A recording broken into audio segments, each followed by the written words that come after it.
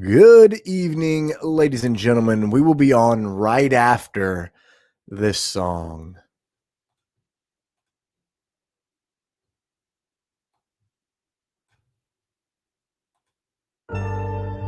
Not that song.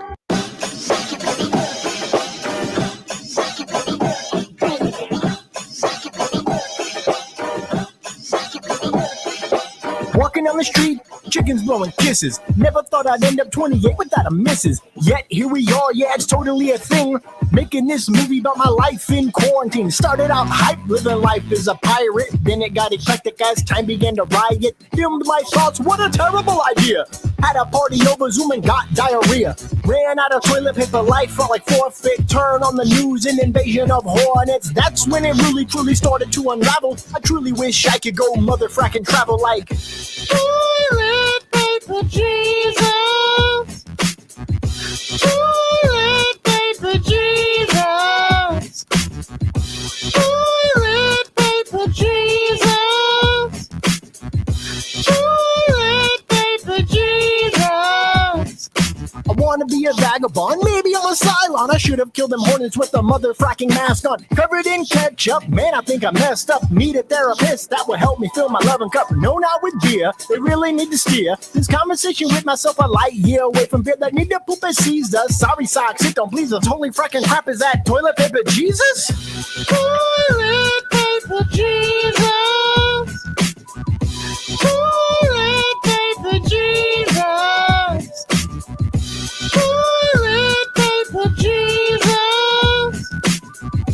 Toilet paper Jesus. Toilet paper Jesus.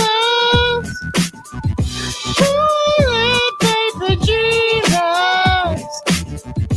Toilet paper Jesus. Toilet paper Jesus.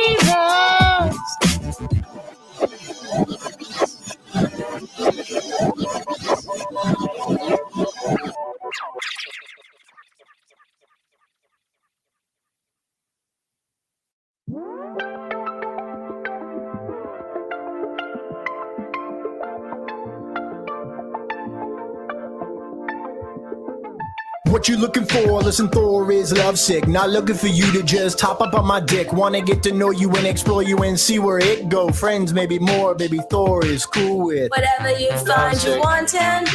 We can sleep together often, or explore each other's hearts with love in the future. What we talking? Whatever you find you wanting. We can sleep together often, or explore each other's hearts with love in the future. What we talking? Okay, here's the deal, baby, let's do it. Let's talk about it like adults and maybe prove it. You tell me how you feel and I listen to it. An empathetic life I live, so I just do it. Wanna know your dreams and help you achieve them. Wanna comfort you anytime you bleed it. Let's watch your movie, stay up, talk, then sleeping. Ecstasy in the morning, see, I'ma have you creaming. See, I'ma treat you right, cause my life hasn't been kind to me, so pay no mind. All my pain from the past is my bane, and I have to let go of the failures or end up insane. Cause my last couple relationships, yeah, they went bad, and I had to get out the slum. So I went and slept around a bunch, and I'm feeling like a chump, and my heart's empty, cause it's pain, no reprieve. Girl, I just hope you believe in me. Whatever you find you wanting, we can sleep together often, or explore each other's hearts with love in the future. What we talking? Whatever you find you wanting, we can sleep together often, or explore each other's hearts with love in the future. What we talking? Listen, I know I maybe just blew it. Women want confidence and I'm here to prove it. I tell you these fears so you can see through it. Talking about my heart, unconditional, you knew it. Any secret you have is always safe with me. Anytime I see you, yeah, all I feel is glee. When we are together, it is electricity. Anything you set your mind to, I know you will succeed. All the dudes before me, girl, yeah, I think they knew it. I think they knew that you're a queen and that is why they blew it. Never could keep up with you and ran off and said screw it. Only looking for the cut and thinking with the unit. I'm looking to you in each other, yeah, we're talking deep. Understand the pain and joy, I know it won't be cheap.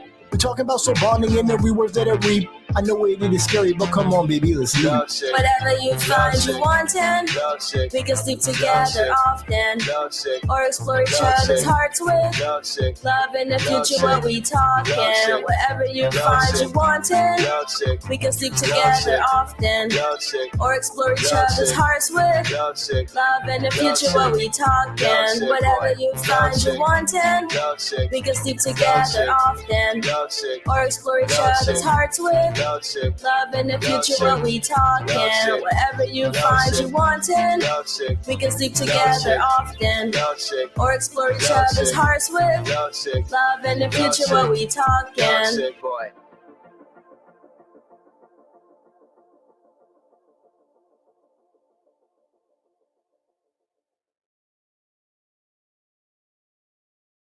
Hello, I'm Thor, son of Dale, here to tell you about the Life of Thor Productions official shop. The only place where you can get your official merchandise for the Lights of Thunder Action podcast and Life of Thor's Thor Watches series.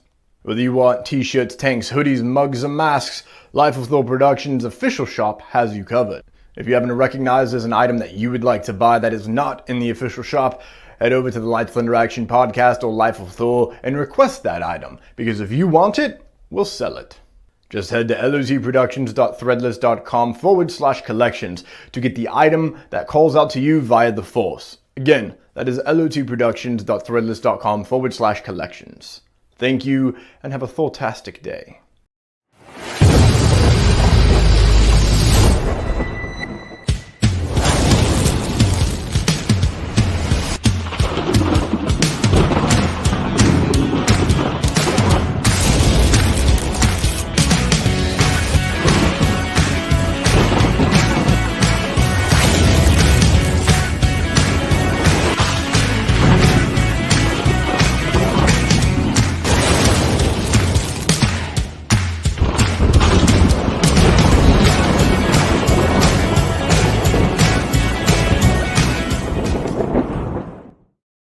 Good evening, ladies and gentlemen. Welcome to episode 38 of Lights, Thunder, Action, where every week we discuss all things DC, Marvel, Star Wars, and the latest happenings in the entertainment industry.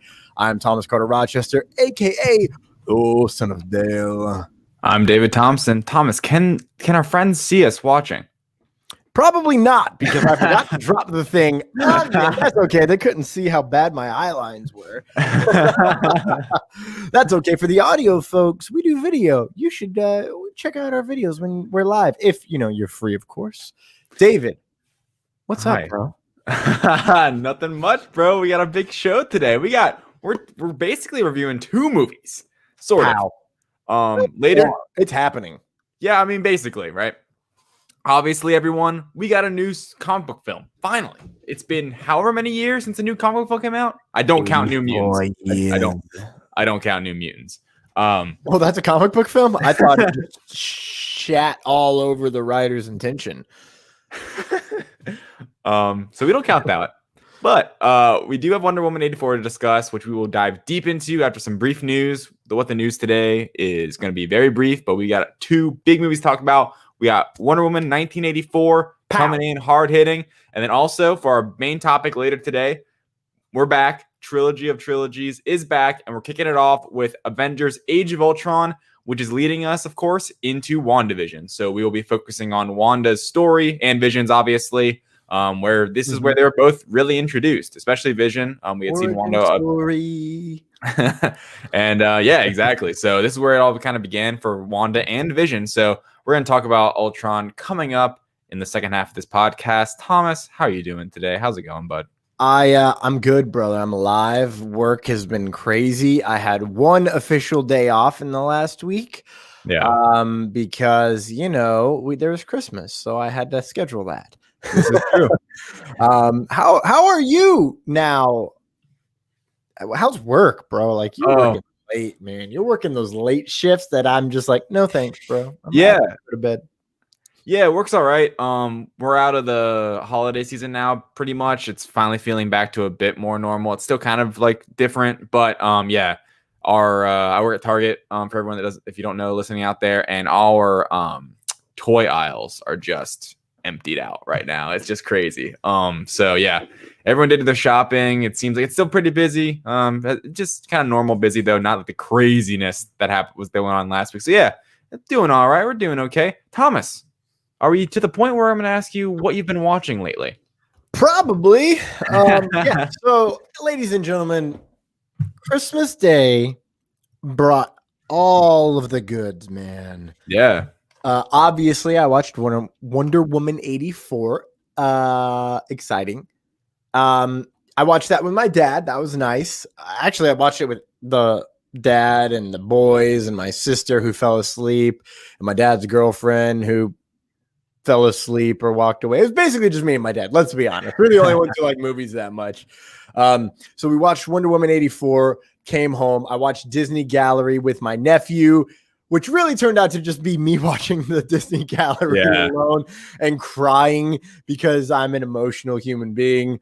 And then I don't remember if we watched Soul that night or the next night, but we watched Soul. And David, I'm very upset that you didn't watch Soul because we would have been reviewing 3 movies tonight. And then you would see me cry way more than any human being should ever cry in the matter of 2 hours. Yeah. Based on 3 to 5 different storylines. I'm going to give you a brief review of Soul. It's the movie that not only does the younger generation need, or our generation needs, or our parents' generation needs, but our grandparents' generation needs as well. Holy shnikes. I thought Zootopia and Inside Out were the movie, Zootopia is technically not a Pixar film, but it was on that same emotional and intellectual level as Pixar. But Inside Out, they know emotions better. Bro, first off, the existential jokes in the movie Soul went over all of my family's head. I'm laughing and that's not even funny. And I was like, it's because you don't understand. It's great. It's amazing. And it really does just make you enjoy the little things in life a lot more. And I'm the only person that cried during the movie. And I don't understand how me, a robotic human being with Tourette's and ADHD, has more emotions than the rest of my family. That worked out well in that rhyme. I didn't mean that. Yeah. David, have you watched anything? Oh, I forgot to say Disney Gallery. I forgot. So this week, it's really more about what I haven't watched. I haven't watched Soul yet. I haven't watched Gallery yet. I did watch Wonder Woman. I did watch Ultron, obviously. If Ultron wasn't a thing, if I didn't have to rewatch that, maybe Soul would have happened. At least Gallery, because I really want to watch that. Yeah. But I think I might watch Soul with my girlfriend. So, and I'm not in a huge rush. I haven't even seen Onward yet, bro. So I'm really behind on the Pixar isms. So what I'm hearing is you need to take about 3 to 4 hours, sit down and have your heart ripped out and then your soul ripped out, and then they get smudged in back together for a New Year's mashed potatoes right into your feels. Dude, I would love to just sit down and binge those 2 back to back and just catch up on Pixar. I honestly might. I'm taking a week off starting Thursday. For the new year, I can have a week off. So I'm literally, if Jasmine doesn't actually want to watch Soul, I'm just gonna be all right, I'm gonna sit on my couch at home starting at 8 a.m. and just watch the movie. Why would she you probably will actually watch Soul? I don't think she does want to watch it. Stand right now. I think she wasn't that into Onward just because of the way it looked like. I don't know, a kid's movie or whatever, but I think Soul she'd want to watch. But anyway, it's Pixar. Of course, it's a kid's movie. Oh yeah, of course. Movie's made for kids in some way. No, I agree. I'm really excited for Soul. I'm really excited for Onward as well, but I'm also really excited for Gallery. Is it only going to be the 1 episode of Disney Gallery?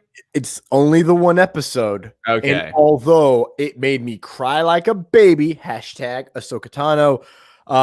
Here's something. Here's the part that made me the most happy. Dave Filoni also makes prequel puns, and I now need an entire documentary or a supercut of Dave Filoni making prequel puns. Dude, I need that. It was amazing. I was in the middle of crying about something amazing, and then he drops one, and I'm just like, this son of a bitch gets me. It's great. No Luke Skywalker. That is what I've heard. And that is disappointing, right? I would love to see Hamill on set. Here's the thing that I found out recently, though. That's an entirely third-party documentary crew that comes in. So had they had him on there, it might have leaked.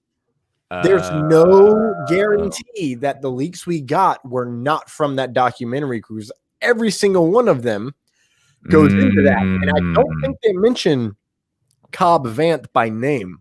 Interesting. And it was, Timothy Oliphant is on set wearing the Boba Fett armor. Maybe he's Cobb Vanth. And that was speculation.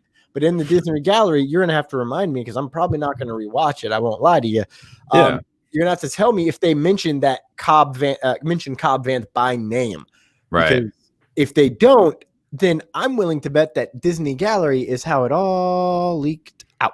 Yeah, that's actually a really good point because Luke never leaked, and even Mark Hamill, tweeted about how it was honestly just a miracle that it never did, and he kudos to everyone that kept it a secret because it was. That was a great reveal. Like if that had been leaked by Variety or something like a month, that would have been upsetting, right? Like that's what's kind of annoying right now. I think because everyone's bored, everyone's reaching for these news stories, especially when it comes to like Spider-Man and stuff, where it's like everyone's going to be in it all of a sudden, which maybe they are. But Tom Holland is cameoing in Spider-Man 3. Have you not heard? Yeah, I heard he might make an appearance. But yeah, so I'm excited to see that. And if you don't just want to hear Filoni's puns on Star Wars, you can listen to our podcast. We have a full audio podcast for this show. It's our full shows. We catalog them on Apple Podcasts, Spotify, Google Podcasts, and our hosting site Spreaker. So check us out there. If you're going for a run, if you're driving the car, if you can't watch all of us live right now, it's our full episode. You can just hear our voices. Don't look at our ugly mugs. And if you're there, go follow, subscribe, give us a review. Just do a couple of clicks, tap those 5 stars, maybe say a few nice words. It'd really help us out, get our voice out there a bit more. So check us out. If you like what we see or hear, I should say, drop us a review, say some nice things maybe, or not. You can say what you want. Help us out. help us out. Drop a review, and we appreciate you. Yes, very much so. I love honesty, even when it stabs me in the heart, rips it out, sets it on fire, and puts it back in as a charred Vader husk. I went there. If you leave any words whatsoever, just be honest. Like, give me your honest thoughts, because I'm a magician. I can change at the snap of a Grogu. So why not just be honest? You know what else I want to be honest about, ladies and gentlemen? You can find us live streaming every week right here on our Facebook page of Lights Thunder Action Show and the HWWS WebTV channel on YouTube. You can also find little clips, little glyphs, little Grogus at Lights Thunder Action, all one word, no hyphens, no spaces, on Instagram at LTA Podcasting. That's an action verb, LTA PODCASTING. That rhymes. On Twitter, and of course, Lights Thunder Action, ! On YouTube. Boy, we have got through so much. Yes. And I am so ready for the trilogy of trilogies. But first, it is time for everyone's favorite segment, speed segment of the week. What the news? What the news is coming at you from who? Whom? Oh, me, Thor, God of Thunder, Prince of the Nine Realms, alcoholic, whatever. That's when you know it's going to be fast. It's when Thomas is doing the news. Exactly. David, wait, did you see the Superman and Lois trailer? Because that's our first bit of lightning news. Did you see it? I saw that it came out. I haven't seen it. I was at work. So what can you do? Do you want to watch it for 45 seconds? Because that's how long it is. It's super long. Yeah, if you have it up. I was not ready. No, that's okay. Well, I'm going to preface this really. Oh, what were you going to say? Actually, I want to hear your thoughts. I was just going to say, I just saw that we at the Direct were writing something on it. I'm like, oh, right, this show's coming out. I was just going to ask you, because I haven't caught up. I don't really watch the CW shows now, but they're starting next month, right? No.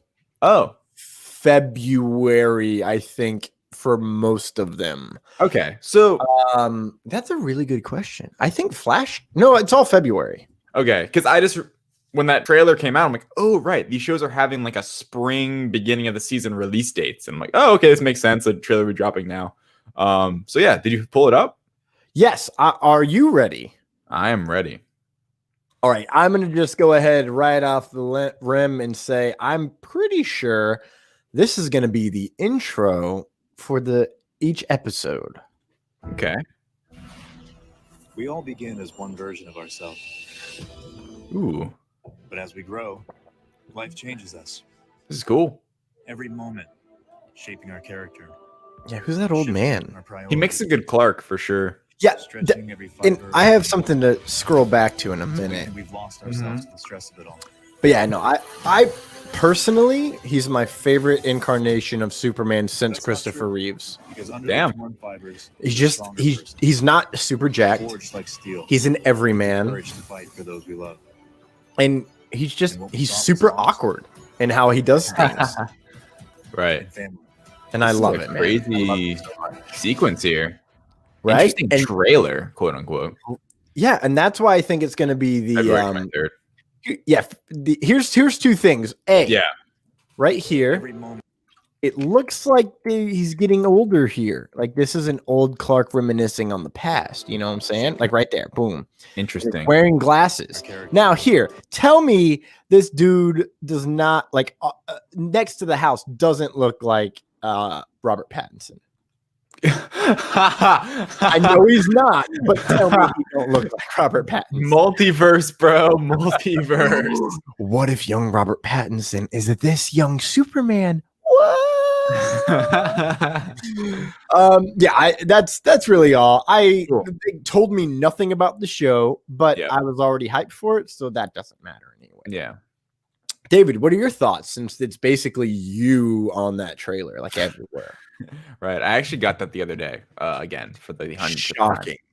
time. Shocking is right. Anyway, looks pretty cool. I'm curious like how that show will be, the dynamic of it being Superman and Lois. I mean, it's obviously gonna be a quote unquote like CW style show. You know how it is. Kind of more like almost like a family kind of show. I think it looks pretty cool. I'm excited that Superman is getting his own show. Since first time since Smallville. That Superman will have a show. So I'm curious what people think of it, because Superman is obviously one of the most popular characters in the entire world ever. So I'm pretty my least favorite characters of all time. It's so weird. Yeah, right. I love Superman. It's but just because you look like him. I think he's a really cool character. Like if you really dive into it, like on the surface, he's not, right? But once you actually can like dive into his psyche a bit, I think it can get really, really interesting if told right. And that's why I'm intrigued by this. I love Christopher Reeve as Superman. Every man, anybody can be the hero. He's not overly jacked. I do love Henry Cavill, but to me, he's a different type. He reminds me of Alex Ross' depiction of Superman. Okay. Henry Cavill. Yeah. He's just a stud. And he had chest hair, which as a dude with lots of chest hair, I'm a big fan of that. Like big grizzled Superman, we need more of that. Yeah. But yeah, no, this version reminds me a lot of Christopher Reeve. I love Brandon Routh. I don't love Superman Returns. That movie just sucks. I mean, what can you do? Yeah, that movie just sucks. Did you say Lex sucks in that movie? The end, like the plot at the end of the movie. Yeah, no, it's confusing and convoluted. Like I don't know, Rise of Skywalker, which also a movie I love. I don't love Superman Returns though, but yeah, no, I love Brandon Routh when he came back as Superman. He gets it right. That was awesome. See, here's the thing: Brandon Routh did great with what he was given. Unfortunately, he wasn't given a lot, which is a bummer. However, kind of really quick, Mama Irizarry in the house. He's no Henry Cavill. Was that at me or was that at the video? At the video. It was definitely at the video for sure. I was saying that I like that version of him. Really quick before we move on, shout out to everyone in the comments. We got Kyle Nunez, social media guru. Hello there. And of course, Terry McIver is always here. Terry McIver, our other social media guru, says Soul will rip your heart out and replace it with all of the feels. Dang. Yeah, it's very true. Sounds like an experience. Rob Scribner. Wow, dyslexia. I thought there was an H. I'm going to say Scribner. It sounds more writer-esque. He said, hello, everyone. I'm sorry, I did that wrong. Hello, everyone. Happy holiday. We have Pop in the house. First off, he called us the Thunder Twins. I see he's coining that. We should trademark that for sure. Terry McIver, I don't want to put more work on your plate, but if you can come up with a cool little thing there about Thunder Twins, I think we should do it.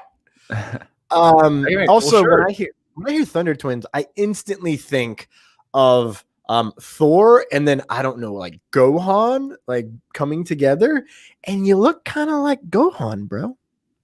I'm just saying. Right? Have you never seen Dragon Ball? I have. That's a random comparison, though. You're tall. You have glasses. You have hair that kind of is poofy sometimes. Yeah. Okay. You're more jacked than I am. You're taller than me, although I'm technically Thor's supposed to be taller, but we won't get into the minutiae of all of that. Yeah, we forget about that. Pop also says he's looking for a bit more mature writing style. It's CW, so good luck with that.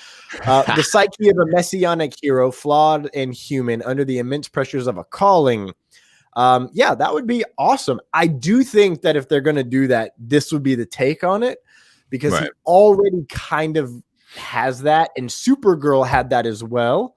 So I think that there's potential there.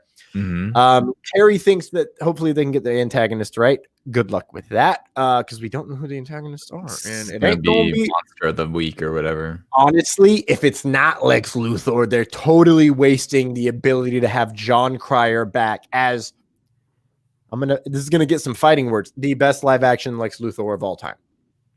100%. My favorite thing of Supergirl in the last 2 seasons has been John Cryer as Lex Luthor. Wow. It's perfect. He's perfectly egomaniacal. I almost said that wrong. Now, moving on to the next bit of lightning news. Spidey gets a new suit. David, what are your thoughts on this Spider? Yeah. This looks sick. This looks like it would make a great PS4 Spider-Man skin, because they love to throw random ones in there like this, and it's really fun to swing around. That looks really cool. Am I seeing Stark in the background, like almost like if it's like an Iron Spider suit, kind of like? No, I don't think so. I think it might just be a billboard in the background. That's what I'm thinking too. You know what I see? But it does look cool. I think I'm a little. Anyway, it does look really cool. I think the color scheme is really interesting. Is this Peter Parker Spider-Man? I don't know. They just revealed these covers today. I think they're variants. I'm not 100%. Right. It looks really rad though. I like the color scheme. I like the glowing like amber lights in the eyes and in like the detailing. So yeah, that's a pretty cool suit. You know, I'd swing around in that in like Spider-Man PS4. I think you like the colors because it's gator colors, vomit.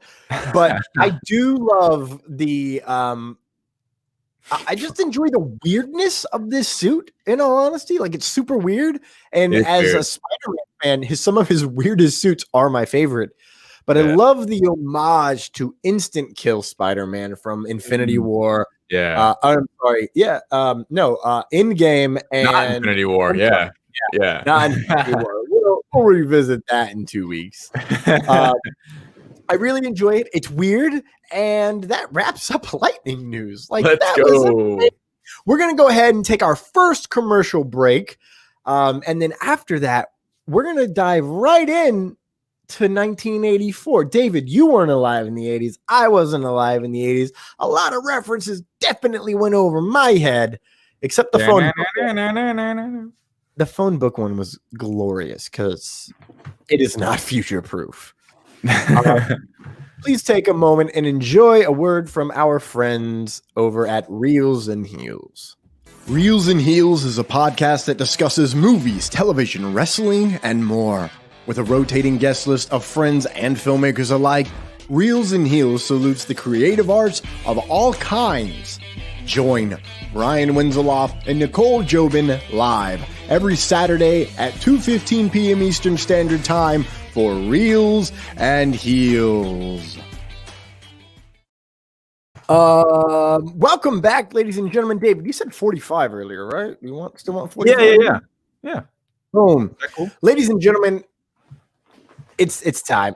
This is one of this is a very polarizing movie. It has been.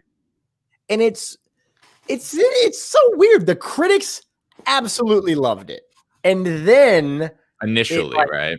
Yeah, and then it like really they loved it until it came out, and then all of a sudden some backlash came out, and then they're like, well, I don't love it anymore. And now it's like the lowest rated DCEU movie of all time. Really? Fucking Suicide Squad and the Justice League. Are you kidding me? Those movies have no plot, no heart. They literally are the most convoluted crap since, I don't know, The Room. That's right. I went there. I don't understand how it can be rated this low on Cinema Score. What even is Cinema Score? Because I don't remember. Cinema Score? It's just some outlet for ranking. What is it on Rotten Tomatoes? What is it? Oh, officially? Oh, yeah. Yeah, like what I'd wonder how it like stacked up against other DCUs in that it might be third lowest. I think that sounds about right. Compared to like Suicide Squad and stuff. So, by the way, let's get this out of the way. We're gonna start here with Wonder Woman 84, and we're gonna not go into spoilers initially. What's wrong, Thomas? 62. Okay. It started out as a 98. And now all of a sudden it's a 62%. Someone recently said that we are everything goes through trends, right? You know, when something comes out, everyone loves it. It's new, it's fresh, it's exciting. Yay! What's up? And then after a little bit of time, it's like it starts getting torn down. Right. And honestly, this is like the most what is the word? Microscopic take on that take, because it was a 98 from, I want to say 50 to 100 critics initially. No, 89, not 98. Are you sure? Yeah, it wasn't a 98. I think it was an 89. I remember seeing it in 89. It was certified fresh at the time. I thought it was one of the highest, like the third highest rated movie of all time. Was it the third highest DC movie of all time? That might be. Yeah, I think that was it. Because I remember it vividly. Like I remember going to the website, like 89 Wonder Woman. Like, oh, cool, it's gonna be good, right? Like that was initially in my head. Like, all right, like sweet, 89 is a solid like score, certified fresh, all that good stuff.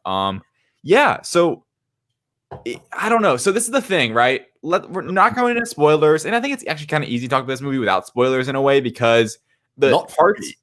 Okay, well, I would say like the parts that I like and don't like don't have to be spoiled. So here's what I really liked about Wonder Woman 84. And by the way, so like I had to do some rankings for the Direct. We were like doing some stuff, and I set it as a 6.8, which I don't normally rank things. I don't really like giving out scores and stuff. I gave it a 6.8. That's my personal score. I liked the movie. Okay. Like I liked it, right? Like I thought it was pretty good.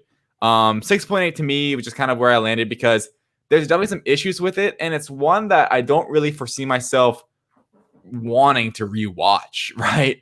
But here's my thing, right? So here's what I did like about it. I don't want to bash this movie. I kind of fall in between, because like we said, like you opened up with, this movie is surprisingly polarizing. Like some people hate it. Like I mentioned, I was talking to Luca, and he's like, it's trash. Like it's terrible. Like 2 out of 10.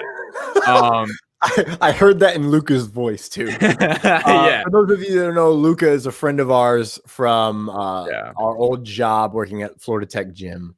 Yes. Anyway, he's very, very down on the movie. And a lot of other people are. I've seen a lot of, reviews and reactions all over the place. Here's where I land. Just overall, before I get to really what I liked about it, is it was a fun movie, right? It's a bit long. They should have trimmed it in certain spots, I think. And I think the story is way too, they kind of lean into the cheese a bit much.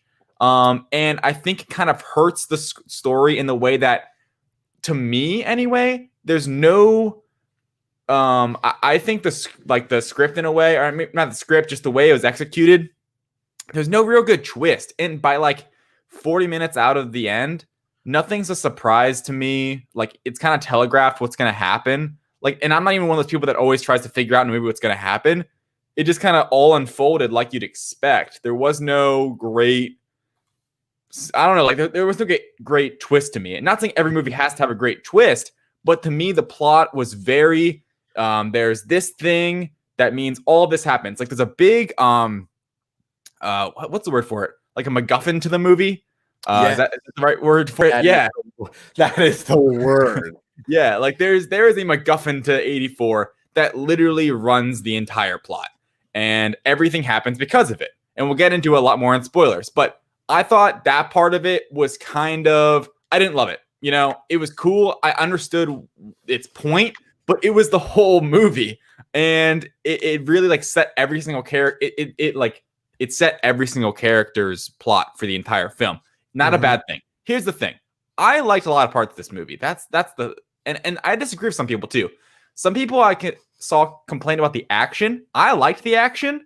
I liked the way Wonder Woman like moved and stuff. I saw people like complaining about how there was a really funny. It was like this video of, I don't know if you ever seen the scene in Smallville when Superman is racing like Barry Allen or something.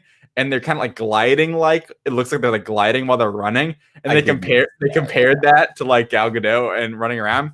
Here's the thing. I like the action. I could see where some points, especially in like climactic moments, it wasn't like stellar. But overall, every time it was like Wonder Woman doing Wonder Woman things, I'm like, oh, this is sweet. Especially at the beginning of the film. Don't want to get too into that. But I loved the beginning of this movie. From the first like 15 minutes, I'm like, I am into this movie. The opening scene. Yes, it lost me in other ways. Just throughout the movie overall, the 2.5 hours that it is. But I will say, I do not think the action was a problem. I also do not think any of the performances were bad. There is not one lick of bad acting in this movie at all. Everyone is excellent, in my opinion. Who plays Steve? Chris Pine, only Chris not in a Marvel movie. This is true. Chris Pine does an excellent job in his return. That's not a spoiler because it was pushed through marketing. It was heavily dangled in our face. Yes, and Gal Gadot was great. Kristen Wiig was great, and Pedro Pascal is the man of the year. He is unbelievable.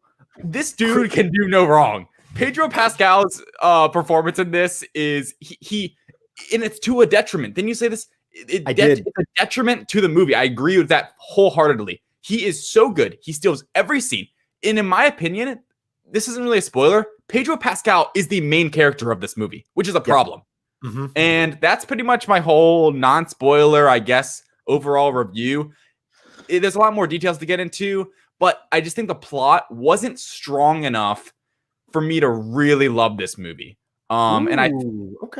Yeah, that's really it. Like, and I understand why some people, if they weren't enamored as I was with some of like the action or Pedro Pascal or the acting, where they would be like, "This is garbage." If you got bored during it, but I don't think it's garbage. I think it's pretty good. I think it's a significant drop from the first one, where I thought that plot was really good. Oh, plot point. Yes, okay, on the plot. Gotcha. Yeah, like I thought the first one was excellent, and I thought the first one was what Captain America, the First Avenger, could have been, the original Wonder Woman, from like a setting point of view, like how they handled that. Yeah. Even though I don't love the final act of that movie, but anyway. You don't like the final act of Wonder Woman? The first one, where she fight. Yeah, I don't love that. You don't like her fighting Ares? It goes kind of quick. It's like you know who to blame for that, right? Who? Former brothers. Yeah. They've got a lot to blame. That was revealed recently by Patty Jenkins that was a change that Warner Brothers wanted. They wanted her to fight Ares. Yeah. And then my final point, and I want to hear all your thoughts, Thomas, non-spoiler wise. My final point is Cheetah as the main character is kind of a joke. That's an incorrect statement that she's the main villain. She is kind of, she ends up being like a tertiary. Can I speak? Nope. Third tier. Tertiary. There we go. A tertiary character. And which is a shame because I love her in this movie, actually. I love Kristen Wiig. Her performance is really good. And it it wasn't what I was expecting in a lot of ways. But I would say overall, I don't know if I'd recommend it to everyone, but I found myself in it's a blast at times. I found it's a fun movie. It's not trying to be super serious. It's a fun film in a lot of ways. And I think a lot of it's because of the acting. And I thought some of the action was really good. And the humor's pretty good too. So Thomas, those are my spoiler-free thoughts. I want to hear yours.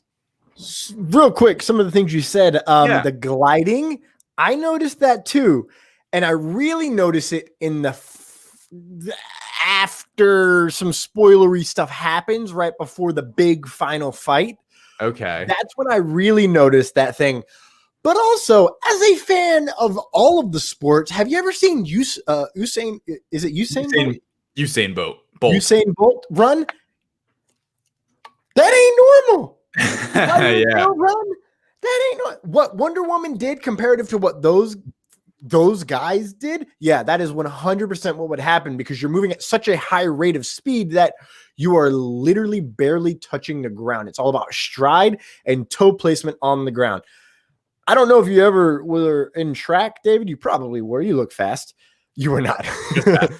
I played football and I also did track, and they teach you how to come off the blocks fast like a sprinter so you can maintain your highest level of speed in 10 to 15 to 20 yards. And they measure it 40, but for offensive linemen, you're expected to have the fastest 10-yard burst of everybody else. Right. Because you have to have power, and that's what power is. Quick assertion of strength at a short time. Well, to be a speed runner, you have to have that over time. You have to have that over a longer period of time. So her running kind of like it is weird, but it makes sense when you look at the physics. I thought that rhymed in my head, and then I realized it doesn't. So what a waste of a line. Now, in terms of Pedro Pascal, holy Santa Claus poop. Listen, Pedro Pascal, you know what? I'm going to say Pedro Pascal for the end, because I got two things before that. Here's something, on Cheetah, you're right. I do believe they said that Cheetah is the main villain of this movie, right? Yeah, duh. I mean, she's the main villain, Cheetah, right? They did say that, character. Right? Did they actually say that when it was announced? Because definitely. Okay, thank you. I truly appreciate you reminding me of this. So, she is definitely not the main villain of this story. And like you said, I would argue Pedro Pascal is the main character of the story, only because of what was done by Pedro Pascal. Yeah. I keep saying Pedro Pascal, not even Max Lord. That's his fucking character name. Yeah. But I'm going to save that because that's going to be my last bit of spoilery review. On Kristen Wiig, first off, thank God. I am a huge fan of Kristen Wiig. I have been since SNL. You sent me a text when you were watching. You were like, low key, Kristen Wiig is hot. And I said in all caps, she has always been hot. She has always been beautiful. She has always been funny. Listen, I've always thought she was beautiful and hilarious. I love her. She is a national treasure and deserves the damn respect that she has never, ever been given. Yeah. Some of my favorite stuff from Kristen Wiig is in the most obscure comedies, because what she brings to it is just beautiful. Yeah. In the heart, in the humor, it's glorious. My favorite part of Barbara Minerva's intro is definitely that she's a part-time cryptozoologist. David, do you know what a cryptozoologist is? Cryptozoologist. Yeah. Crypto. That's thrown me off. Okay, so have you ever heard of Bigfoot? Yes. Yeah, well, technically, the study of Bigfoot falls into the realm of cryptozoologists, as well as banshees. I don't want to throw too broad of a stroke here, but things of like the New Jersey Devil, El Chupacabra, Mothman, etc. It falls under the realm of cryptozoology. Exactly. Yeah. Judging, studying whether or not they're actually real or they're, a figment of everyone's imagination. God, I love that stuff. Anyways, that was my favorite part of her intro, and that instantly was like, I already loved her because it's Kristen Wiig, but they got me. They really got me here. And then her next, she's very, honestly, I have notes over almost all the movie of, am I Barbara Minerva? Because I'm so weird as it is. Like when I meet new people, they're just like, what is wrong with this guy? And then it's like, oh, he's aloof, eclectic, eccentric, and highly intelligent, more intelligent than is probably good for his mental or physical health. Yes, I concur. But she has a great scene with Diana and they're going back and forth. And then, she's like, thanks just for talking to me. And that's when I wrote the first one. I was like, am I Barbara Minerva? Because like, I'm just happy when people talk to me. Like, I love podcasting because people talk, I get to have conversations since I spend like 80 to 90% of my time alone in my house filming and editing. But, her next real big sequence in the movie is they go out to lunch or maybe an early dinner. It was daylight, so I don't know what time of year this was in, but if it's in the winter, probably a summer.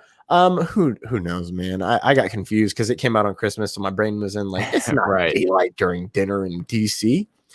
80s drunk guy in the park that harasses Barbara. This is probably my first soapbox right here of this movie. Is this not a spoiler? Is this a spoiler? This isn't a spoiler. It's just an 80s drunk guy that you can expect in an 80s movie because it's classic 80s ultra machismo. First off, he's the very reason I have no game whatsoever. Because in the 80s, they'd be like, I'm great. Hey, I'm being nice. Pay attention to me. That shtick really grinds my gears, man. It pisses me off. It's disgusting.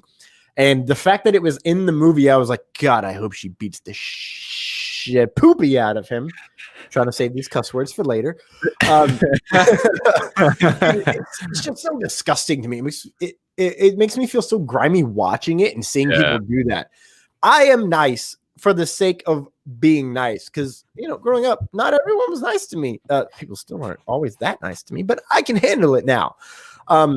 So, like, I expect nothing from being nice to not just ladies, but dudes and kids. I'm nice for the sake of being nice.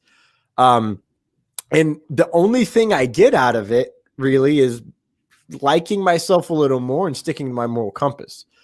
It's genuinely the reason I do not date. And like this scene exfoliates, expunges, expounds. There's a word that starts with X that I can't for the life of me get to, but it's the exact reason why. Exemplifies, you studious son of a blue. Yes, it exemplifies the exact reason why I just don't date often, and it's because I respect boundaries, often to the point of not showing enough interest and they get bored and leave. I hate games, which, as you know, in 2020, that's all the rage. And of course, a point that we'll come back to later, I'm a workaholic. So the little amount of time that I have, I don't want to spend, I don't enjoy like getting to know someone and being like, oh, I actually don't want to hang out with this person ever again. Which unfortunately for me happens a lot, which is nothing on the other person. It's just that's a me thing. So when I do find someone I want to hang out with, whether I want to be friends or I want to date, et cetera, I'm just like, oh my God, my love language is giving my time to you. Please, here, I want to hang out because I kind of need to stop working 30 straight days without a break or going one vacation for 2 days out of 365 days.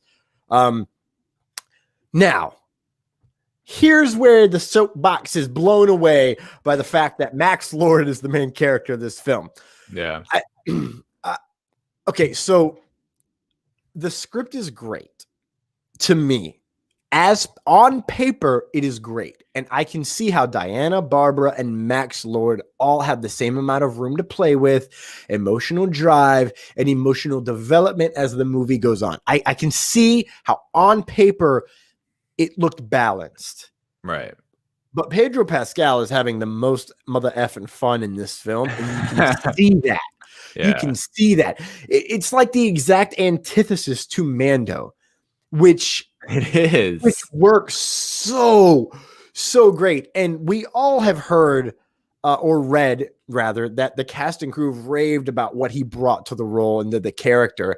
And it really does remind me of Ewan McGregor in Birds of Prey and how he was praised for his work.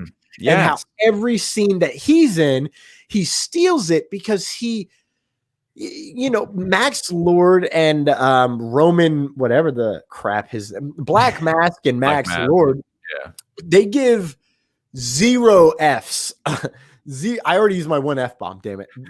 They give 0 fracks about being a mustache twirling villain. And it works. It works because they're not just a ha ha ha, I'm evil. They have an emotional flaw with them, which is what makes villains great. Loki, Thanos, Killmonger, etc.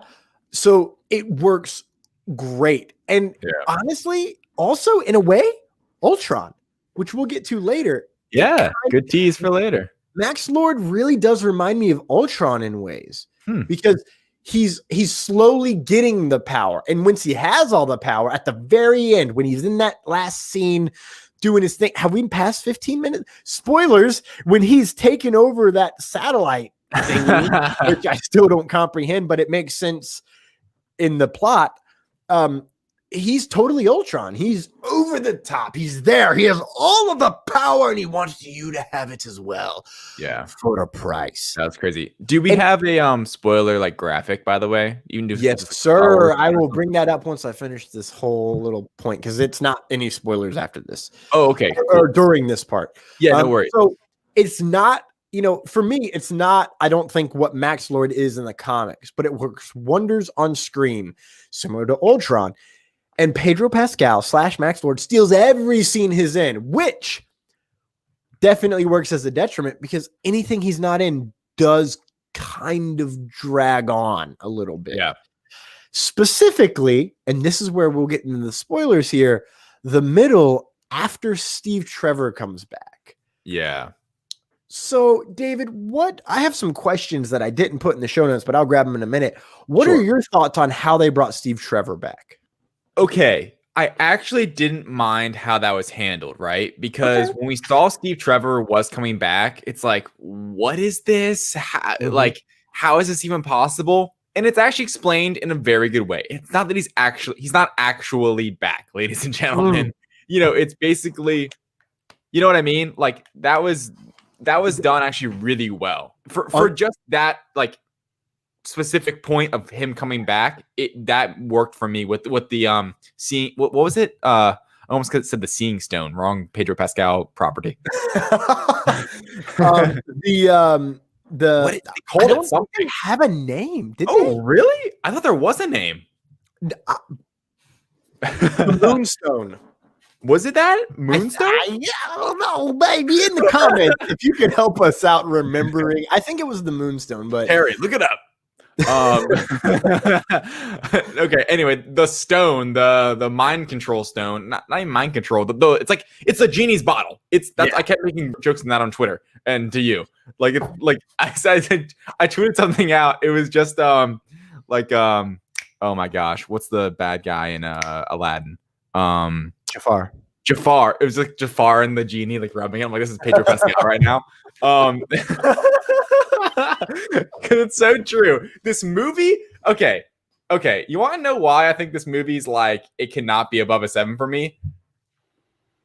The whole plot is based around a genie bottle. Okay.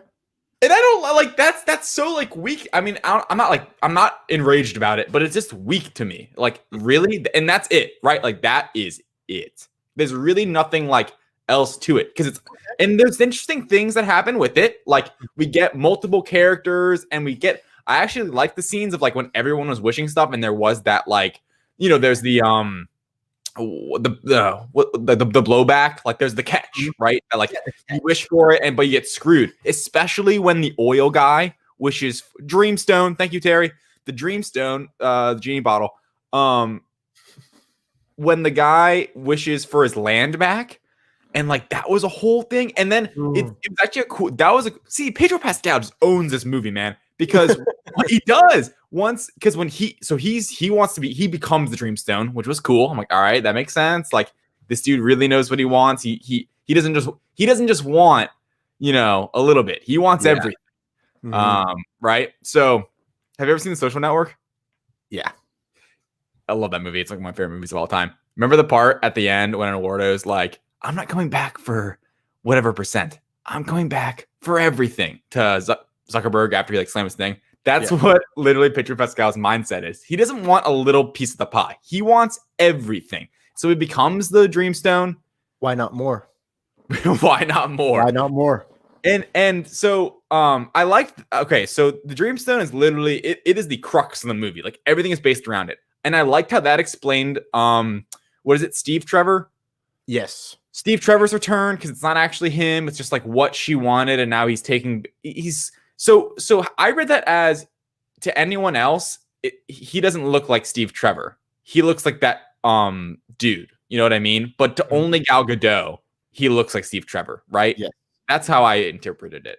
But I looked at it as his soul embodied that body, which, I'm not going to try and make a stringent tie to soul, but I will, having being an existential human being, perhaps that is Steve Trevor's soul reincarnated into that dude's body. And for that period of time, he remembered his past life. In my head, right. In my head, another way of putting it is like his consciousness took over that body. And that's really what happened, right? And then so he's back, he has all his memories, he's like, I don't know what happened, like blah blah blah. So, and I like that reunion. It was fine. See, my biggest gripe with this film, honestly, well, I guess there's two. It's just they didn't give me enough Gal Gadot and Wonder Woman and just Diana. Even though it's a Wonder Woman movie, like it's still not enough to me. Like there wasn't enough development. Like all we really get is that she's living her life, she's doing this job, and it's cool seeing her at the beginning of the film and like doing her thing, and that she misses Steve a lot. Okay, makes sense. Like we got it. Same. And just right. And then and she has to I guess it's like she has to finally give him up. Like she got her moment with him, and I'm just like, that's it. That's all we're getting. Like no real like heroic like step, I guess is what I'm trying to say.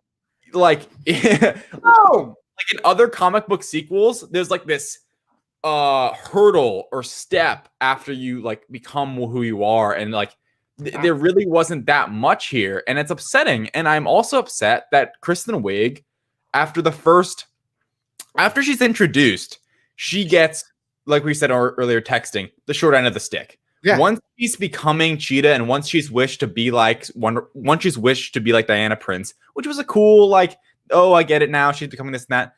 She really, I mean, it just, from that point on, it's just Pedro Pascal's movie. It's all about Max Lord. It's all about him being the Dreamstone. It's all about him taking over the world. And it's like, I mean, and that's why I don't have it that low, just because but the problem is this movie's so long that all of it isn't Pedro Pascal, which is really good. And his plots even, but anyway, I just think that they focused way too, they didn't, like, I like what you said, how on paper it probably looked like it would be evenly placed, but when you're actually watching the film, it's long, first off. Like, parts in the middle could have been trimmed. Yeah. I think we deserved more Wonder Woman in the suit doing Wonder Woman things. Yes. I would have, like, and even, I had a coworker, fellow writer at the Direct, out before I had even seen the movie, and I was upset by it just because, not that it spoiled me. It was a gif of her swinging on the lightning, and he's like, dang, I wish this was during like a big action scene. And I'm like, oh, it's not. I mean, it's cool because she's like doing the whole like, oh, I'm kind of flying and stuff, but it wasn't like, she wasn't whipping it to like go somewhere, really. She was just like doing it to do it. I don't know. I actually think Gal Gadot and Chris Pine have pretty good chemistry. I liked the return of them. Like, I get why they wanted to do that again and bring him back in a way. But I'm just sad that, Diana Prince's only real development after this movie is her finally getting over him. Like, there should have been more to it. It's a fun flick. Like, it's really honestly, there's not, once you really dive deep into it, there's not really much here. Like, in my opinion, I don't think, like, compared to like an MCU film we can sit here and break it down. We have a movie from 5 years ago that I just watched, and it's better than I've ever seen it because it sets up so much. Pow! So that's basically it. I also wanted to quickly, I want to get to you, Thomas. I'm sorry I'm talking too much. You're good, because I have like an exact bounce off from that. I have a whole list for that exact reason that you were just talking about. I'm ready, dude. I just wanted to say right before you go, Kristen Wiig, Barbara, whatever, Cheetah. Minerva. She is literally Jamie Foxx's character from The Amazing Spider-Man 2.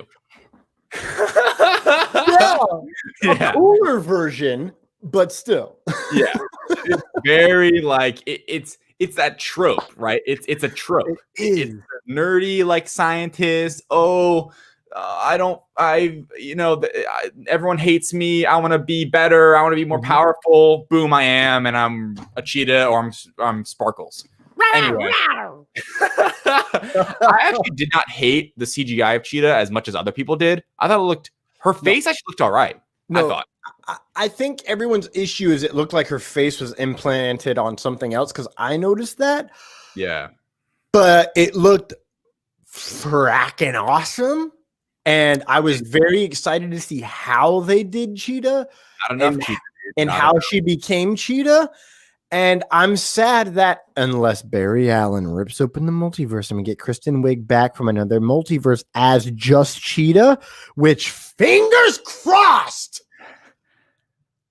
we won't get that. And it's like, at least she didn't die. That's true. That. However, also maybe she is now going to be like, anyway, I don't want to speculate on Wonder Woman 3, which has been confirmed. Welcome to the news segment of this entire thing. News segment over. Continue. I want to bounce off what you were talking about there, because I have two major issues with this movie. So, okay, I guess 2.5, because one is, 0.5 is Pedro Pascal so good that everything else is just like, eh. I feel like there was a lot more of Cheetah, or of Minerva and Kristen Wiig developing into Cheetah, losing her humanity along the way. But Max Lord's stuff was so good and so emotionally powerful and so emotionally.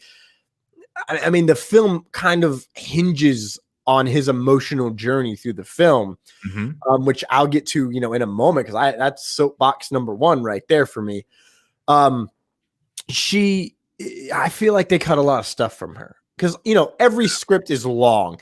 And when you film a script, you add in certain things that you want to try. And so this is a 2.5-hour movie. And the middle, the first act is fracking amazing. With the opening scene, you say that she cheated, or that she was being crafty, Diana. I say she cheated, really, she cheated. But I say she had a shortcut. And it's an amazing analogy and foreshadowing for the rest of the film and the moral of the film. Right. So like, that's why if you watch that scene, you'll understand the rest of the movie, and you have to go through some really boring stuff in the middle. That is, it's not all boring, but there's enough stuff there that is just boring enough where you're like, it putzes for a bit there. It does putz around. Honestly, my favorite stuff, I like watching them, Diana and Chris Pine wake up in bed. I'm like, okay, cool. And then they get to like the clothing montage, and I'm like, oh, awesome. So it's like low, high, okay, low, high, low, high, low, high. And it's just kind of like that in the middle. Yeah. And then you get to the end. To me, being a college educated idiot, it's like a reverse bell curve. You're here, you start out high, and then you kind of dip down in the middle, and then it's like, whoa, Nelly. Now we've come to the emotional climax, and everyone better be crying unless you're a robot. So you liked the end? Oh my God. Wait till I get to it. For sure. But two issues that really get on my nerves about this movie. Yeah. I'm going to start with the one that's later on in the movie, because you touched on it already. Diana not being able to let go of Steve Trevor is probably the biggest actual flaw in the movie. Now, I empathize with it. When I first watched it, I didn't really see much wrong with the film at all. Like, I really didn't. I was like, oh my God, I'm so in it. Right. But being able to take a step back and having time to digest and everything. It was Christmas. Yeah, Things were jolly and good. Well, I'm like this on. I loved Green Lantern the first time I saw it. All right, so give me some break. All right, I love movies. I love comics when they do certain things in comics or in comic book films. I love it no matter what. Like I loved Thor. I love Thor: The Dark World, and I still skip through parts of Thor: The Dark World just to get to the good parts because that's what I remember. Right. I'm similar, especially like an excited like opening night crowd, which I didn't get for Wonder Woman. But I still might see this in theaters. Yeah, honestly, that's if I'm gonna watch it again, it would have to be in theaters. Yeah, because that'd be like more worth it, and it'd be a different experience. And exactly. So I empathize with Diana not being able to let go of Steve Trevor because I have the same exact issues with letting go of family members from when I was a child, and I'm still not over it. So it's a thing I'm working on, right? But it does make her seem emotionally unintelligent. And when you consider her elongated lifespan, it's like, what? Like, is the almost 70 years that he's been dead, is that like similar to how it would be a single year or so for us? Like, it's confusing to my brain. And I also really don't like it because it's a serious trope in superhero films, right? Right. Oh my God, I'm all powerful, but yet I can't get over this dead person. But 3 people died in this fight, and I never think about them.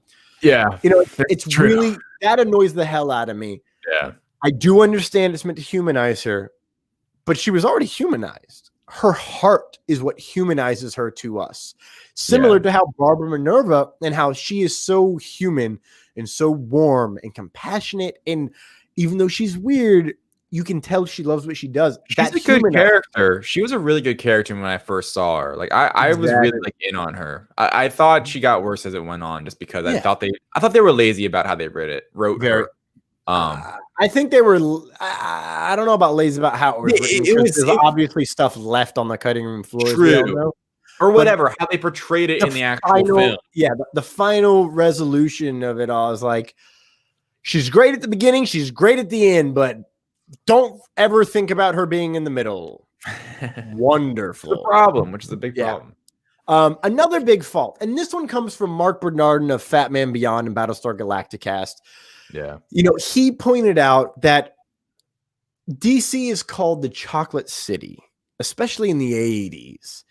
And it isn't because of Hershey bars, brother. Let me tell you that. Representation in this movie is horrible. Absolute crap. Really? Okay. If you go back and watch, look at how many white people there are in Washington. And I reached out to Randy to ask him if he saw it, because I really wanted to get, he grew up in the DMV, so I wanted to get his opinion on the representation of the extras in the background and all of that, comparative, especially the ones whose faces we actually see on screen. That's what I mean by representation. All of the main characters, except for Pedro Pascal, are white. 100%. Yeah. So then you go to the secondary. But yeah. Exactly. Oh, you're right. But the way they light her is not very beneficial. She's not, but a kid at home thinks she's white. Yeah, exactly. So 50% of the main characters, well, if you count Alistair, you got more than 50% are not white. But for the characters that are given meat in this film, it's 50% of the characters, right? Mm-hmm. And then you look at all the background extras and the ones who get speaking roles and stuff. There's the little girl in the beginning and the cop in the end who's just like, I don't know what to do. What do you want me to do? I don't know what to do. Send help. That's the only 2 characters of color of like real speaking areas outside of that Egypt scene that really stand out to me. Right. Yeah. So that's super. Honestly, super like thinking back now, like I didn't think about it because I was watching the movie, but yeah. And, even that when she's on the phone in Egypt talking to Barbara, I almost called her Kristen Wiig, the way they lit that makes the extras in the background look much lighter in skin tone than they ever should. Like it's super weird. I saw a tweet like kind of on this topic about how like I forget how they put it because I don't want to butcher the tweet, but they took issue with Diana saving like those Egyptian children from whatever that group of people was she was saving them from. Just that basically that it was a bit of like this. I forget how exactly they put it, but like American propaganda of some sort, like in that sense. And I was like, interesting. I don't know. Just on that topic, I saw some tweet and had like a ton of likes, and I was like, okay, people got opinions, bro. I don't know. Wonder Woman would save everyone. That's my response to that. True. I don't know. See, I'm butchering the tweet, I think, but even if that's the main plot of the tweet, it's Wonder Woman, dude. She would save everybody. Right. Similar to Captain America would save everybody. Not that I don't think it was challenging that, but just that they like, they went out of their way to show a scene like that, or that was like how they wanted to tell the story. I don't know. I mean, let's be real. She saves almost more kids directly than she saves adults. So I think I love the mall scene. Fun fact. We haven't brought that up at all. I love that scene. Okay, here. Okay, we'll dive into it. Dangling the child was very ham-fisted. Literally dangling the child over the rail. Oh, that was terrible, right? But boy, does it make you hate Mustache Guy. Like, yes, son of a bee sting. That was so good. Because even his guy's like, "What are you doing? Yeah, what are you doing?" And he's like, "I'm not going back." And I'm just like, shoot the guy in the back before he drops the kid. Like, seriously? Like, before he threw her over the rail, I'm like, I'd have shot him. I wouldn't have even given it. I'd have been like, nope, boom. Put me in jail for shooting a dickhead. I don't even care. I'm not going to prison for child endangerment. There are rules, man. You don't want that in prison. Anyways, I don't. Here are some great things that I really loved about this movie. The subtleties of the wish and how they introduce it with the wind. In the very beginning, I didn't catch on until middle of the second act with the wind means, oh, your wish has been granted. It's so subtle when she's holding it and the wind blows and she goes, I do. And it's like, oh, snap. Like, that's when you go, oh, she wished for him to come back, which you obviously understand later on. When I was first watching, I'm like, okay, yeah. That's in my, when that happened, I'm like, okay, that's how they bring him back. Like, all right, cool. Yeah, I thought that too. I was like, oh, that's how they bring him back. But I didn't catch the wind was the tell. Like, that was the tell. That was kind of the visual cue, the genie bottle action of this movie. I'm telling you, man, this movie is like, it seems like it was made in the 80s. It is an 80s movie. Like, it feels like an 80s movie, which sometimes is a great thing. Sometimes I don't think it's the best thing in the world. But 80s were wild times. Ask my parents. I think Patty Jenkins did nail the 80s vibe of it. Like, point blank, good or bad, I think it does a good job of hitting that 80s vibe. Yes. Very, very much so. All right. Diving into more good things. I'm going to try and get through these before I hop on the soapbox, and hopefully I won't cry at all because then it'll take forever.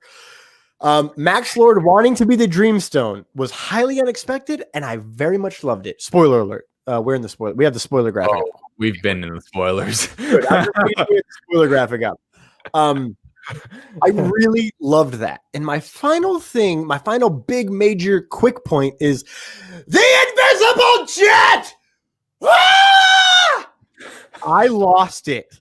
As soon as she started waving her hand, she's like, oh, she's like, there's a way to make things disappear. And I literally leapt forward off the couch and slammed my hands on a glass coffee table. And everyone looks at me. I'm like, oh my God, they're doing it. And they're like, what the fuck are you talking about? And I was like, just wait. Yeah. And they're like, you're creeping me out. And I was like, shut up and watch that movie. And they did. And I'm like, the whole time, because Patty Jenkins has been very adamant that she would not do the invisible jet unless she could explain it in story, in canon. They explained it pretty well. Holy shoot, baby. Like, ability she might have, like, to play with. I didn't know that was I don't know if that's new. Is driving it, like flying the plane, makes it even better. And it looks like it's only a one-time thing, which for me, good enough. Like I always wondered how they'd make the invisible jet a thing. And the way they did it hit this nerd in all of the ways, and possibly my favorite little. No, we're not done. Possibly my favorite thing of, quick thing of the movie. Like this was my definite nerd geek out moment where I would have screamed if I were watching it alone, because unexpected, like so did not expect that. And then they fly through fireworks. Like that looked beautiful, dude. Like that's a literal dream to fly through fireworks. Yeah. I may have asked some pilots if that's healthy. They said no. Which honestly, I already knew that. But you never know. Now, here are some two very, very, very big points that I really want to get into. First off, I have to preface this by saying this is why I don't want kids, bro. All right. Okay. Alistair Lord has one wish, and it's to spend time with his dad, man. Like that. This is why Max Lord and Pedro Pascal are the emotional core to this movie, because his kid, which is meant to empathize with children, right? And let's be real, I never grew up, so I'm still a kid. I totally get that. You just want to spend time with your family and enjoy the time you have with them. And to him, nothing matters more than that. That's the reason I don't want kids. I'm a workaholic, as I've said plenty of times, and my nephews tell me enough already how much they want to hang out with me, right? And see me more. And they're now they're 13 and 10, and I don't make enough of an effort to take days off from work, right? I can feel it bubbling up. So like when I work like 5 to 12 jobs at a time, just kind of depending on what's happening. And I get paid for like 2 of them. So that doesn't always work out in my favor. So when I do get a day where I'm not busy and I need to recover, I do my best to have some silence so I can cry in peace from being overly anxious all the time. And I usually have to like get drunk or do something to not think about all the work I'm not doing. Right. And Alistair, to me, probably more than Max Lord now, honestly, now that I think about it, is the emotional core of this movie. And it really breaks my inner child's heart that I've become James Caan's character from Elf. Like, it really does. I'm a cotton-headed ninny muggins. I'm a real son of a nutcracker, But to jump from soapbox 1 to soapbox 2, aka my final review, this movie does have its flaws, as we've mentioned, but here is why I really do love this movie. Max Lord's backstory, which you don't find out until the final 15 minutes before credits roll, maybe, it's really, to me, it's not that much different from my childhood. Yeah. Of abuse, of a violent household, and of an upbringing of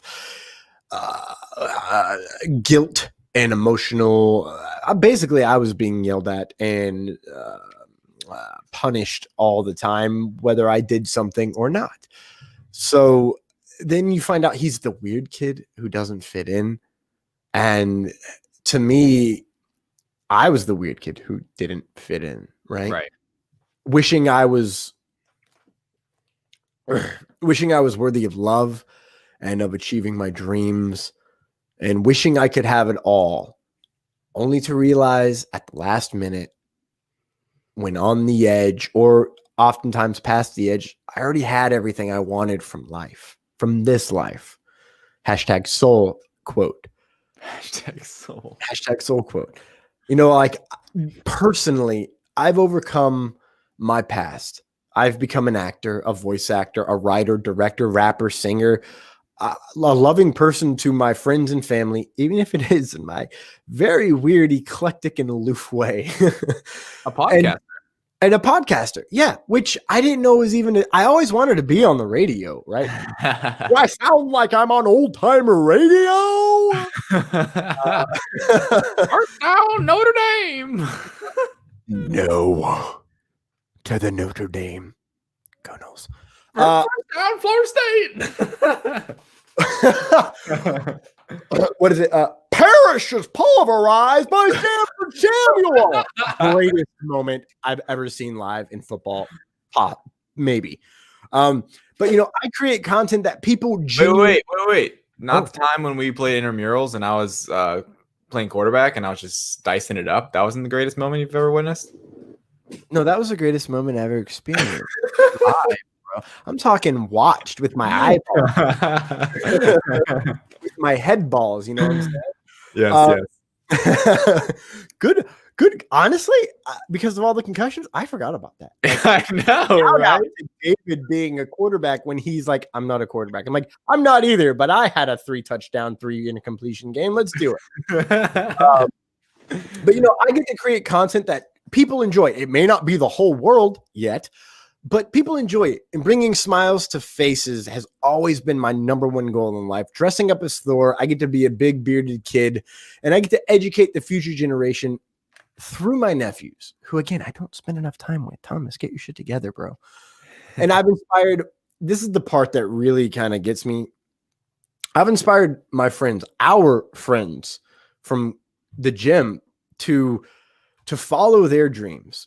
And I didn't even know it until 3 or 4 or 5 years after I started becoming an actor, that is why they started doing what they did. And the child in me always wants more. But upon self-reflection, oftentimes, man, the inner child wishes he had less stress, less work to do, more time. Always wants more time now. I feel that. Before I just wanted to be an adult. But now I Amen, brother. So this movie, through all of its flaws, it does what it set out to do. It reminds you that there are no shortcuts. It teaches you grief is hard and is so incredibly important to go through. And it teaches that every moment means more than you realize it means in the moment. And you can learn things from so many things in a day, in day-to-day life. And the little things are what's most important when you're living life. And I'm going to close it out with this quote straight from Diana Prince. Spoiler alert, if you haven't seen the movie, it's going to set you up for the whole film. This encompasses this movie to me. Okay. Sometimes you can't see what you're learning until you come out of the other side. And that's why I love this movie. We're going to take this movie. I love this movie. Okay. Same way that I still love Rise of Skywalker, despite all of the flaws and how much shit I give for Dominic Monaghan. We're cool, man. We're all fine here now, buddy.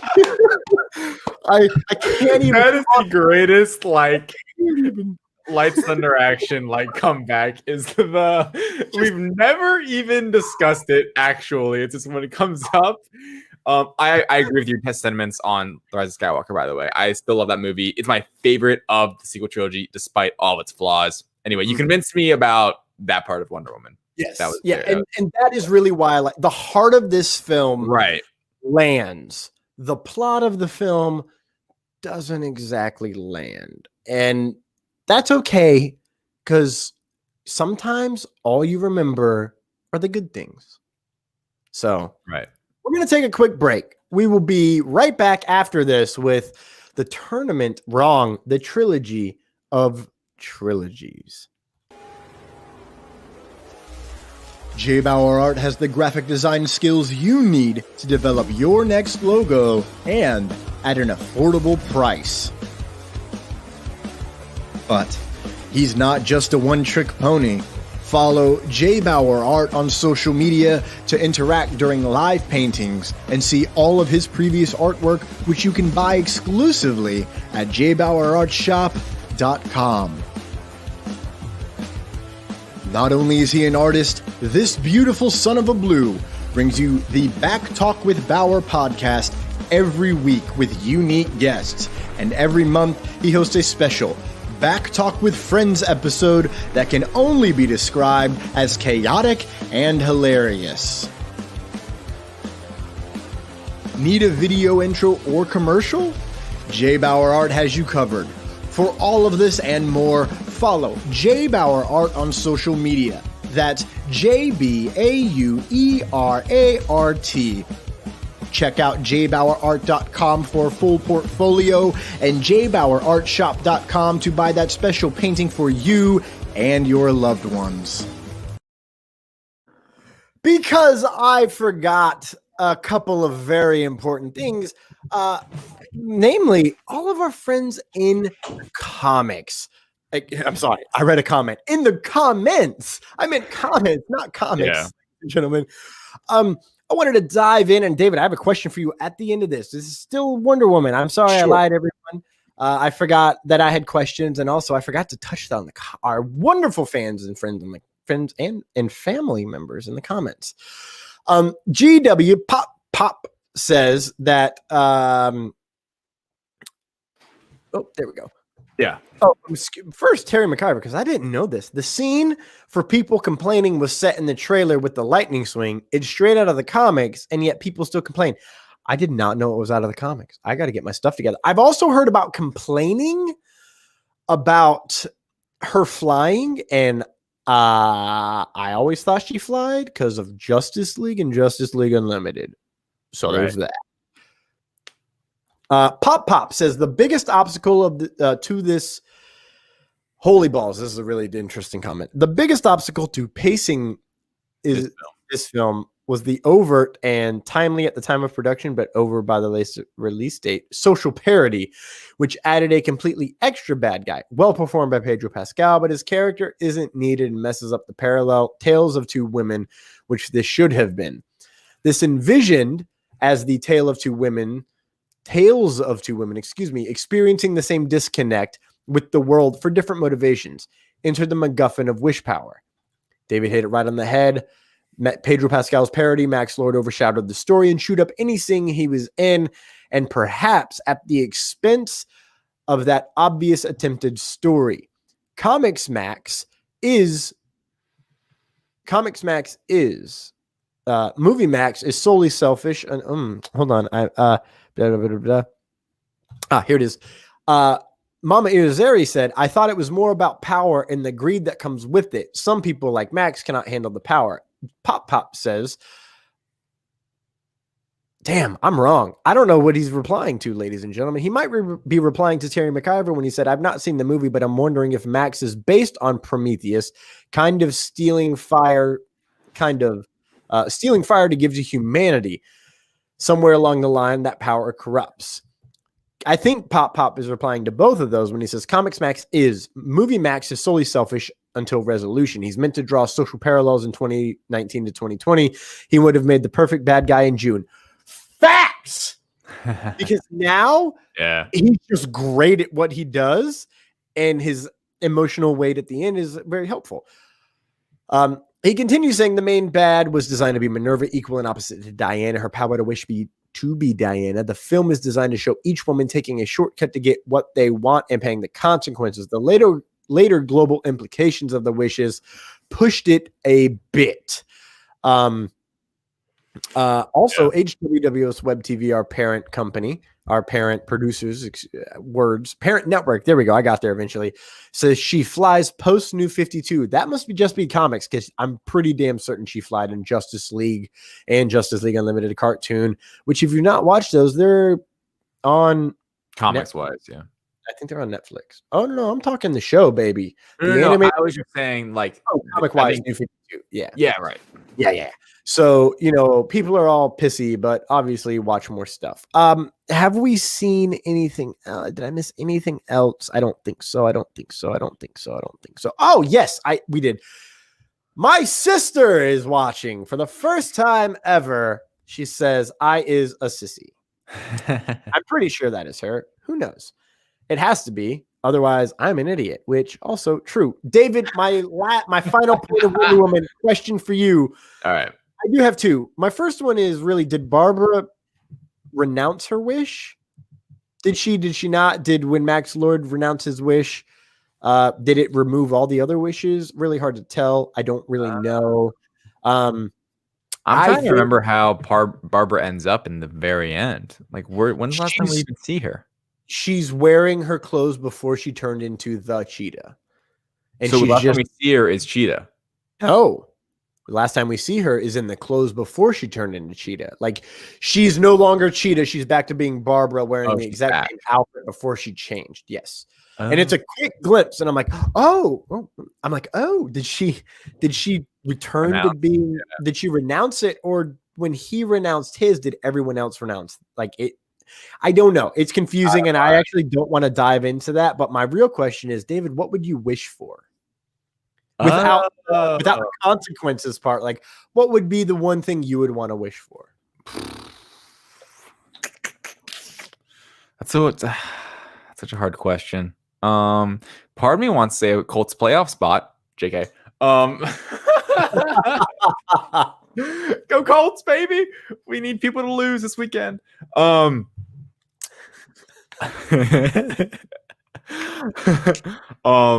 I don't know, $1 million. I guess just like money, and I'll tell you why. I'm not one of these people. Anyone who really knows me personally, I'm not one of these people. It's like, I want $1 billion so I can buy a huge house and a yacht and this and that. I would just like to have money, like, so I don't never have to worry about it, and I can like give it to my family and give it to like my friends and stuff. Like, I would just like want money, just like give to people, because I think that'd be fun. So yeah, I guess just like whatever 000 on the check amount of money that would make it so like I never have to worry about anything ever again, and like help all my friends and family out. But that's not a very exciting answer, Mr. Grinch over here. $1 quadrillion. That's good. Honestly, when I was thinking about it, I was like, I'd probably just wish to be happy. Yeah, I am. That's so vague. It's almost like I know. I know, like that Dreamstone would definitely catch you with that. Yeah, you'd always be happy. You have no emotions. You know what I mean? You know, but like chicks, like, I wish Joey were famous, and then people would bang on the door. I'm like, oh, okay, that makes sense. Like, interesting. Yeah, it was a weird. That was cool. It wasn't that specific, but also at the same time, it's not that specific. Like, how do you portray that? And then they did it well. I was like, okay. Yeah. So for me, I thought happy, but I mean, honestly, I wish I could slow down time. Cool. I could have more of it, or just add hours a day, kind of thing. You know, Catil's Day. Now, because we've come out of our break. And I did forget something very, very important. David, the post-credit scene. Oh, right. We got Linda Carter back. For those of you that are young like us, but aren't nerds like us, Linda Carter is the original live-action Wonder Woman from the 70s. Yeah, that was really cool. Because, okay, first off, my dad, myself, his girlfriend, the people who knew Linda Carter as Wonder Woman were like, oh my God, yes! Right. Like, oh my God, it's Wonder Woman. It's the real Wonder Woman. And I instantly was like, those are fighting words when you're talking about Gal Gadot, bro. But I laid off. And he's like, he's like, oh my God. And I'm like, yeah, wait, really? Hold on. I'm being yelled at. She's not the original live action Wonder Woman? Oh no. But I will agree with the comment from the HWWS WebTV she is definitely the quintessential go-to for who everyone thinks of as Wonder Woman. What did you think about her playing Asteria? Which we didn't really touch on this. She is where that winged the bird woman suit comes from. You call it bird woman, and it took me until the movie was over and you were texting me about the movie. I'm like, oh shit, he's talking about the armor. I call it the Golden Eagle armor. Right. The Bird Woman armor. Bird Woman.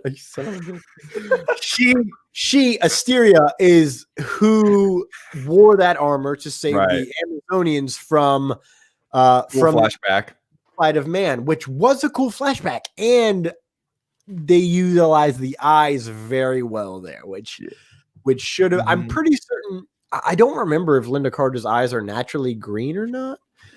because I've seen her in a bunch of roles, and I, for some whatever reason, do remember her eyes being green, but I could be wrong. David, what did you think about that? And do you hope she comes back for the threequel? I would hope so with that tease. Like, that can't just be it, right? I mean, they set up her character. We know it's Linda Carter now. And I think that she's definitely going to appear in the third one. I would bet money on that because it doesn't make sense to set it up like the way they did with no payoff. Post-credit scene, like complete tease, and they just don't never bring her back. That doesn't seem to make sense to me. We know Patty Jenkins has more Wonder Woman stories to tell. We know it's coming back. So clearly, I think there is a idea of where they're going with the next one. We don't know what time it's going to be in. I'm hoping for current day because I'm kind of sick of the throwbacks. Okay. Well, personally, I would like to see it like in like after, Snyder cut, if that's now the canon. Isn't that movie supposed to be a cul-de-sac, aka a street that leads nowhere, Mr. Direct? Wait, who said that? I don't know. HBO Max or Warner Brothers executive.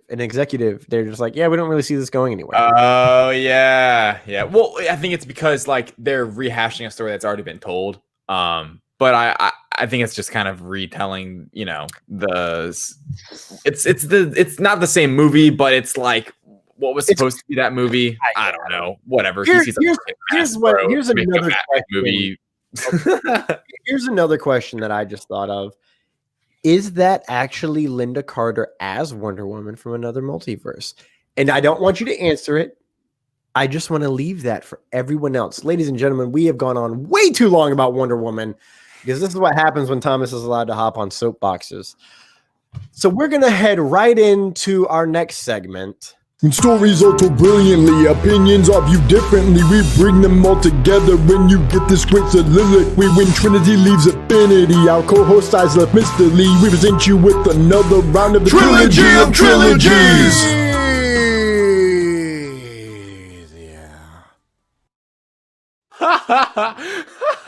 I had not seen that.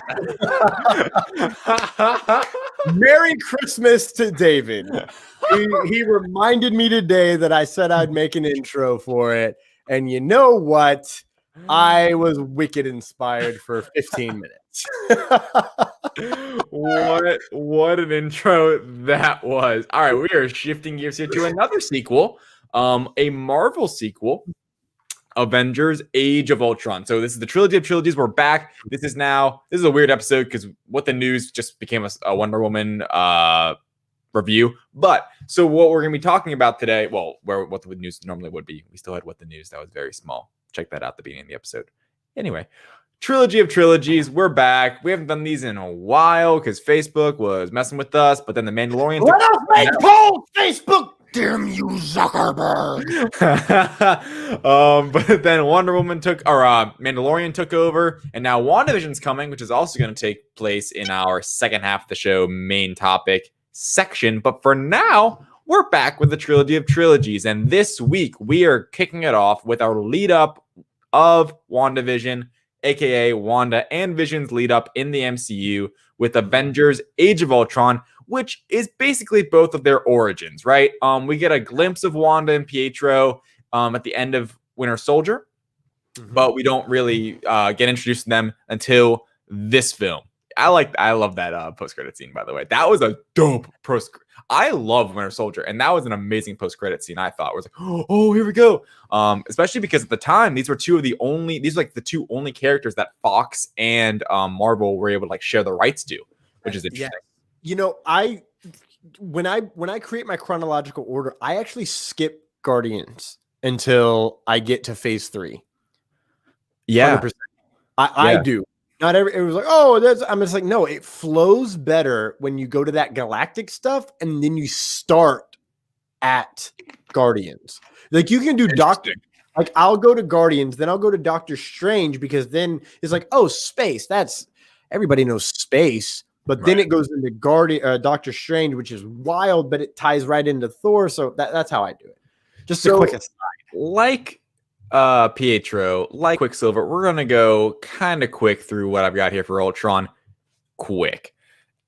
Here's my opening before I kind of get to some of my notes. I want to hear your initial thoughts. just based on what we thought of the movie after rewatching it. For me, it had probably been I rewatched all of the MCU before Infinity War, so it had been over 2 years since I'd probably watched this movie, because I don't think I'd watched it since then. Wow. Yeah, so it's been a while, and honestly, I mean, I had this in my notes, so I'll kind of pass over it. This movie is better. It's way better now, actually, in 2020 watching it, like in our time, than it was in 2015 when I went to the theater and watched it. Even though I loved that at the time, I was freaking out. But like, it's a better experience now that we know what happens, which is crazy to think, because you would think, you're not really, you already know what's gonna happen, so that would seemingly take stuff away from the actual movie at hand. But in this movie, it does not. So this is what I started off with. The first thing that I think of is this movie, especially after finishing the whole thing, it's a bridge between two stages of the MCU, right? It's not even in between two phases necessarily. Well, I guess it kind of is between. It's at the end of phase 2. Yeah, it's right. It's kind of in between two phases. Like, it really, to me, it's the turning point. Yeah. Sure. Okay. Turning point. That's a good way of putting it. But it really, like, it takes everything they've built from the beginning, Iron Man 1, well, especially in between the end of Avengers, like the first Avengers movie, until when we get to Ultron. It just takes all of that and just sets up the third phase so beautifully. I mean, so beautifully. It looking back now, it's a wonder how much they were able to squeeze in without making the movie complete garbage. Because Feige gave Joss Whedon a hard job, because he had to fit in so much stuff into this film to set up stuff that he didn't even, like, you wouldn't even really know what's happening next necessarily. Feige obviously did. He had an idea. But they lay so many little seeds and nuggets and all this stuff. And here's the thing. We're talking about Wanda and Vision. He does a great job of setting off both these characters. And I thought another note I had. I want to really quick. I don't mean to cut you off, but I really want to know. Sure. I kind of want to challenge you on they set it up and Feige set it up and gave this to Joss. My gut tells me this was Joss Whedon's movie. If I remember right, there was only a couple of things that he wanted to include that they asked him to change or asked him to include. And that's the whole visions of the future thing, right? That is where, to me, when I first watched this movie in 2015, when I had just graduated college, holy shit, that was the part of the movie that I loved because of like glimpses of these alternate realities and multiversal things, which turned out to be genuine plot points that we did not realize it at the time, but would completely change the face of all of not just these characters, but the MCU. Yeah. Thor sees Ragnarok. Thor sees Vision. Thor sees the Infinity Stones. Thor sees the very start, like his hero's journey to get to fighting Thanos starts with that vision. Yeah. Right. Steve sees the end of the war, the end of a battle, and himself with Peggy, only to find himself all alone. What happens at the end of it? Endgame. He goes to see Peggy, but he ends up alone. All of his friends have either died or don't know that he's alive. And then he comes back as an old man. Black Widow sets up Black Widow. Yeah, which we think, I mean, you have to assume you're going to get more of that in that film whenever it comes out. Hopefully May. And the only one we didn't see, which I think we will soon, is Hulk. What did Hulk see? Yeah, you know what's funny is when I was watching the film, I'm like, dang, I would have loved to see. I mean, you have to assume it's just him being crazy destructive, because I believe that's his biggest fear, is just that, like, the whole, basically what happens is his biggest fear, not being able to control his rage and him being this whole beast. Here's my thing, right? I think Vision and Wanda wise, it does a really good job of origin stories. And here's a note I had that I really wanted to make a point of that I think is kind of clear. I believe that it's clear now when you're watching this film that they set up Wanda a lot more than they do Pietro. And it's subtle when you're first watching it, but now you see they give Wanda all the like better moments, I guess, and more meaningful stuff, especially when it comes to that one scene that everyone knows in this film when Hawkeye's like, you walk out of this door and you're an Avenger. You can sit in here, you can hide, you can wait for your brother to come pick you up, but if you walk out of that door, you're an Avenger. Underrated. Yeah, that's a really good scene. I like that scene a lot. That's when everyone said Hawkeye was the heart of the Avengers, and that has never changed until after Civil War. Everyone, and even in Civil War, he's still the damn heart, because he looks at Tony and he's like, "Listen, you kept her locked up in her room. That's not how you do this. She's an adult." And then he's fighting with Black Widow, and he's like, "We're still friends, right? Depends on how hard you punch me." And then T'Challa comes over and knocks him out, and it's like, "Oh, you hurt Clint, you son of a bitch." yeah. Clint's really good in this movie. I like all the stuff where he goes and we see his family and we learn all that. That's some of the stuff where it's like, when you're first watching it, that's more of a fun reveal than the second time. Or like, the whatever time I saw it a bunch in theaters. But anyway, one thing I really wanted to point out, I'm just gonna go oh wait, Thomas, did you want to like kind of start off with anything, or do you want me just to go into my notes a bit? Let me recheck the notes really. For the most part, a lot of what you have to say are things that I wanted to bounce off of. Yeah. But I really, on that Pietro thing, because I don't think we're gonna retouch that again. When I watched this movie, in this movie by itself, Pietro has the most development, I think is the best way to say it. So that when he dies, like you like him because first off, he's Aaron Taylor Johnson, one of those two. Taylor. He's always cool, man. Like he played Kick-Ass, and then he just came from Godzilla, where fun fact, he was married to Elizabeth Olsen. Weird turnaround, right? Yeah. Which also explains something that really bothered me. They had like a weird chemistry that was a little bit like unnerving when you watch it at times. I remember when this movie was coming out, that like connection, everyone was like, "This is so weird." And being like a fan of the comics, super unnerving because they are. Anyways, we're not going to go down that dark rabbit hole of their life, but he's cool. He's this, he's that. He's got the funny lines. Oh, you didn't see that coming? Didn't see that coming. And he's got, he's got certain things, and he builds things up for her. We wait. It's big hole in the ground, and this, and there's a name on it, and she just looks over Stark, and it's like, whoa. Yeah. So they set him up. So her eyes glow when she says it. And her eyes glow. So that scene really encapsulates their relationship and what it means. He sets it up and she carries it on. Yeah. Yeah. And so that when he dies, it breaks you, it breaks Hawkeye, because he's like, this kid just redeemed himself. And so that like he redeemed himself because he knew he's a fighter. Like you could tell he's a fighter. He's going to do what he has to do to fight and protect. But she was always a little bit more timid and afraid of her powers. Right. And so when things happen and we see what she does, it's just even better, which we'll get to later.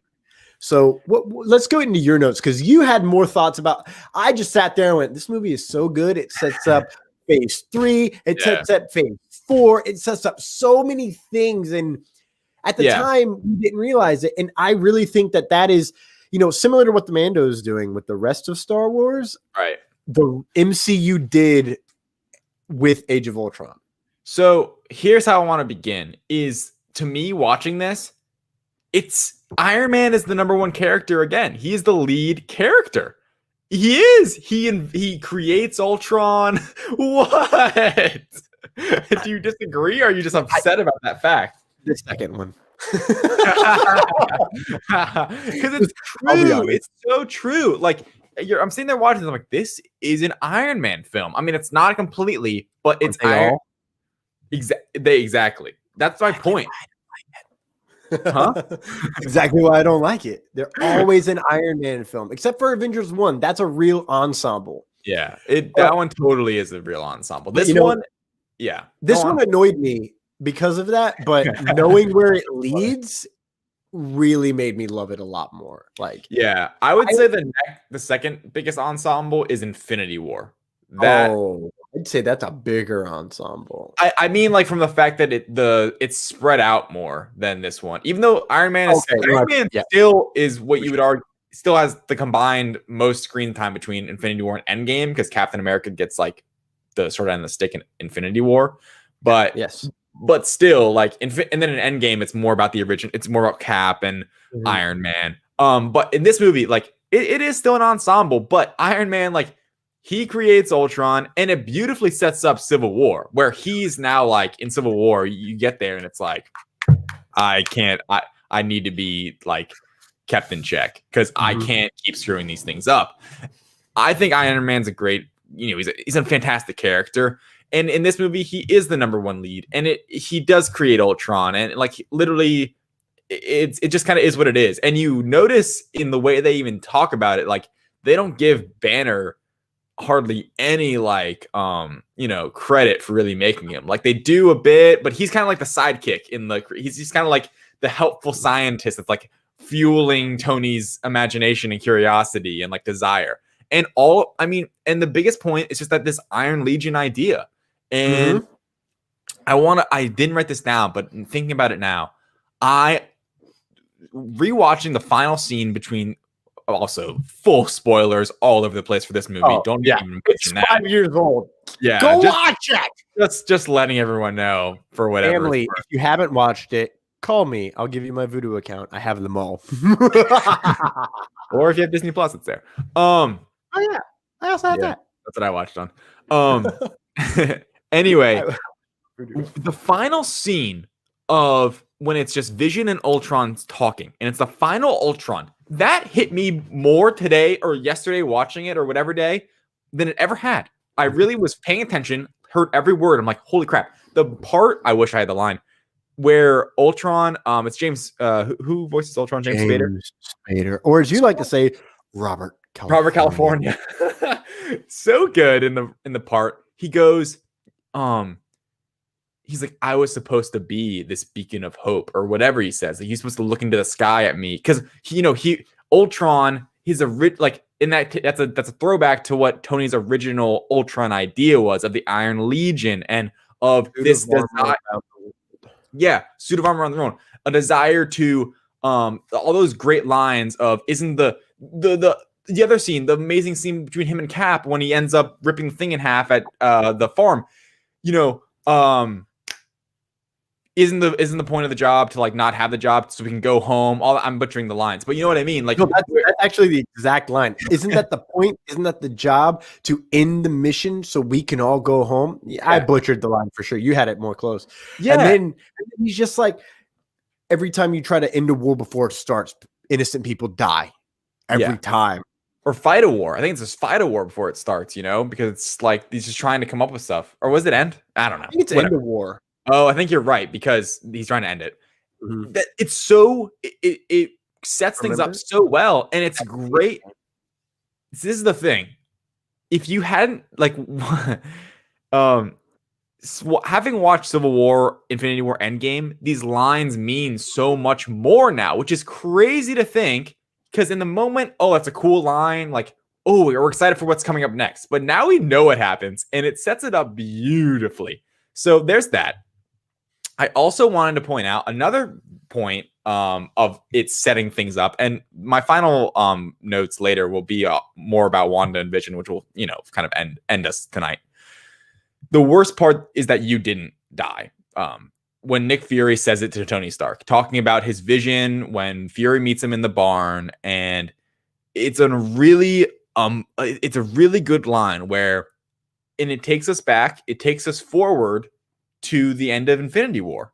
The worst part is that you didn't. And it's talking about Tony Stark's vision of all of his Avengers friends dying, and it's at his hand, and the aliens are invading Earth. And at the end of Infinity War, he's the one left alive with Nebula, and everyone else he thinks is dead, and he's left for dead. And that is a beautiful connection that I just thought was watching this again, I'm like, oh my gosh, that is literally his like biggest fear, his worst nightmare, is that it wasn't just that they all were dead, is that he was still alive and they were all gone. So I just thought that was a beautiful setup. I want to bounce off that. I didn't even think about the Nebula and End of Infinity War. I just thought of, you're not the guy. You're not the guy to make the sacrifice play and lay down on the wire. No, I'd rather just step over the wire, or I'd rather just cut the wire and move on. And it's like, oh, okay. And then in this, he watches everyone die, and all he can think is, his whole plot is save the people. We got to do this. You know, he's the first one. The town's being attacked. Jarvis, start the Iron Legion. Like, he's the one who says, do that. Yeah. And then he sees the vision, and Cap says, why didn't you do more? Yeah. You could have done more. And to me, I saw that and went, oh, he could have done more. That's why when he's fighting Thanos, like, to me, I finally made the connection. You know, I didn't make the connection from Tony Stark. The worst part is you didn't die, or Fury part, to Infinity War, but I definitely made that connection to as soon as Captain Marvel gets hit with the Infinity Stone and it can be taken off, I now think he goes, holy shit, I can take the stones back. Right. And he goes over because he's thinking, I've got to do more. Yeah. And I've always wanted to know what Tony was thinking in that moment right before he goes and makes the ultimate sacrifice play. And I think it's, wow, I can do more. I've got to do more. Dang. And it's like, that's he gets it. And that's why when he says it, he does it with so much. Yeah. I'm sorry, big dick energy when he goes, and I am Iron Man. And he's just got this look on his face of fuck. And it just snaps. It's not, like that. He's just like, Iron Man. And he's gritting his teeth while he snaps because he knows he's not gonna, he's about to do all of it. He's about to do everything. Right. So true. Everyone else. So he dies and everyone else can go home. Because he already lost Widow again on that mission. And so the fact that he brought everyone back, he's not willing to lose another person. So that's kind of the end of Ultron being a great setup movie. Yeah. I also quickly want to I don't want to exclude it because I realized I kind of jumped over this. I enjoy Ultron. I think he's a good villain.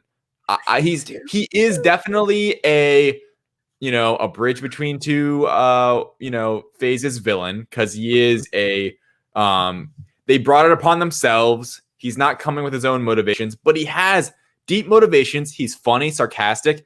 He's an interesting character. I love that when he gets the Wakanda oh my gosh, vibranium. I almost said adamantium. The vibranium juice up that he gets, and he gets all this stuff. It's cool. I don't know. I liked how he was trying to get into Vision and how that was everyone. That was good. Yeah, like both parties wanted Vision to be this greater being, right? They knew this was like the special android, like that would bring, almost peace to the galaxy, quote unquote. And yeah, so I thought he had really good motivations. Like, he has better motivations than I think any other just dumb old robot in a movie. Like, here's why I really love Ultron, because of everything you just said and the fact that I have always had a fear of artificial intelligence, because I understand that we as intelligent beings are fucking stupid. It's my, I think, second or third F-bomb for the episode. Literally, if we had artificial intelligence and they went on the internet, I have no hope for humanity when I go on the internet. I am a human being who understands sarcasm, who understands people, who understands that some people are ignorant, and some people, for all intents and for all of their shortcomings, faults, and being jerks, have the right and have to have their difference of opinion from me for the world to properly exist in reality. Right.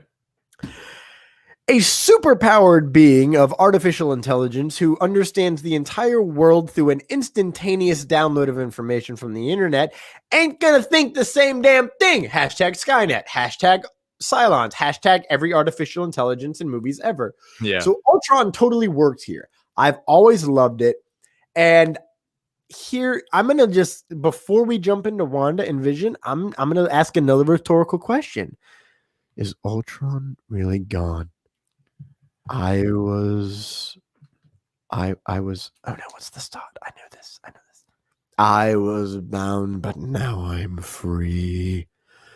There are no strings on me.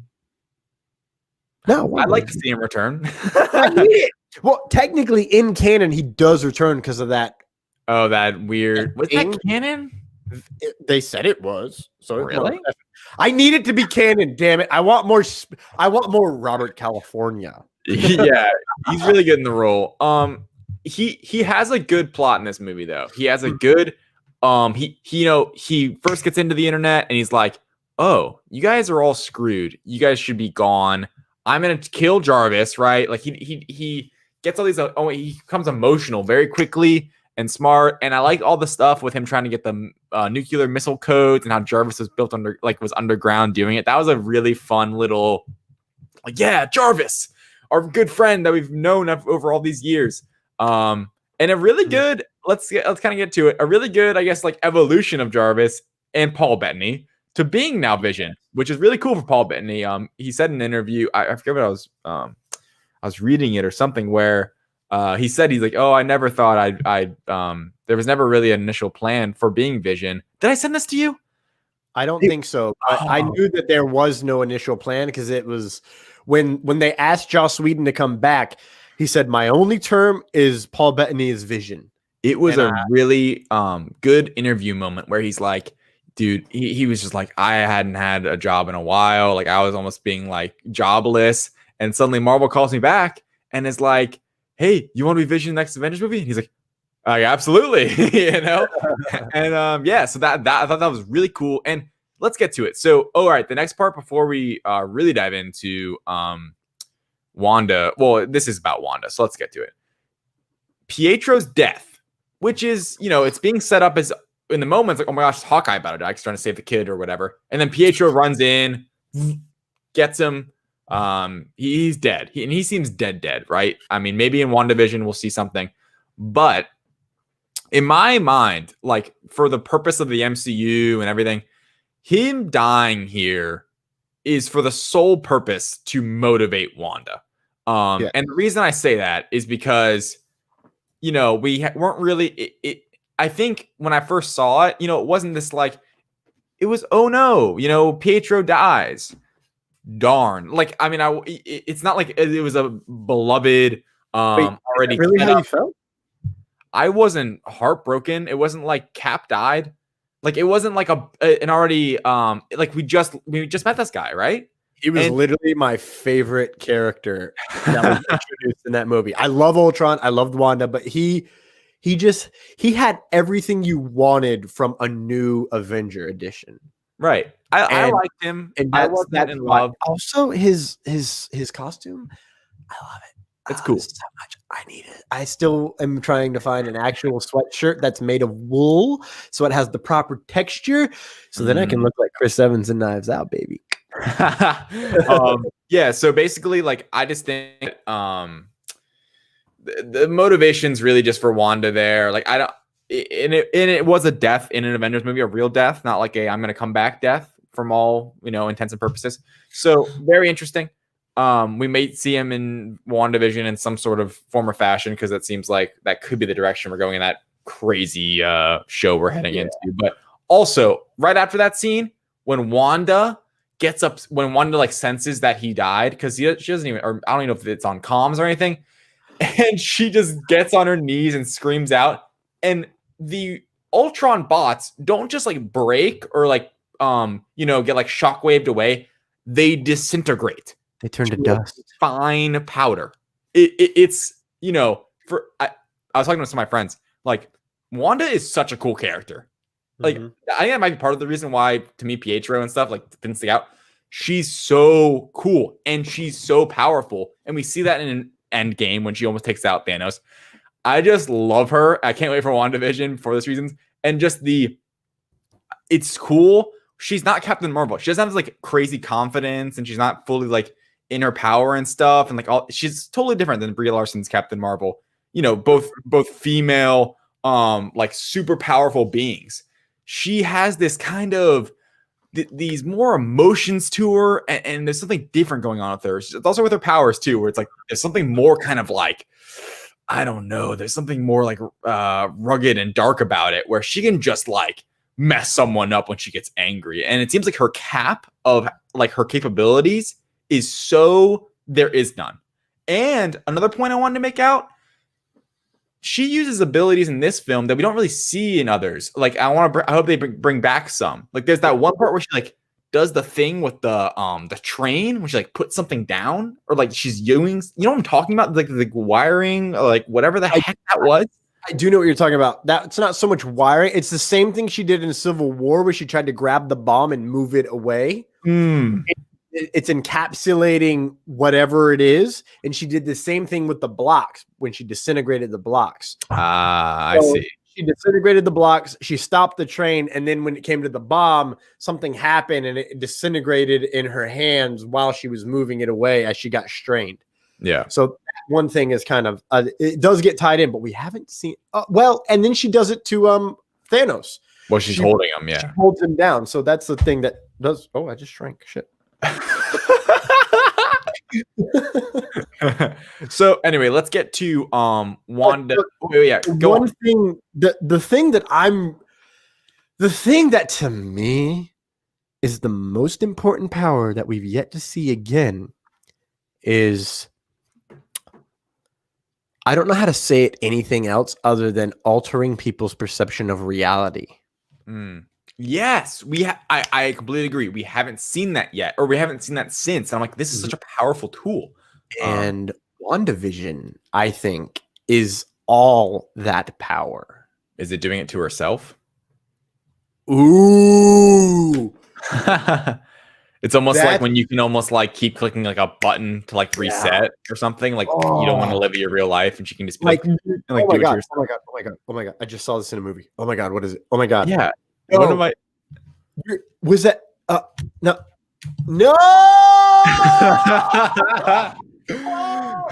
Not a movie. Sorry, a book. That's what it is. Supermarket by Logic. It touches on schizophrenia and getting stuck in a schizophrenic loop. Holy shit. You like that? Just like WandaVision's plot? My bad.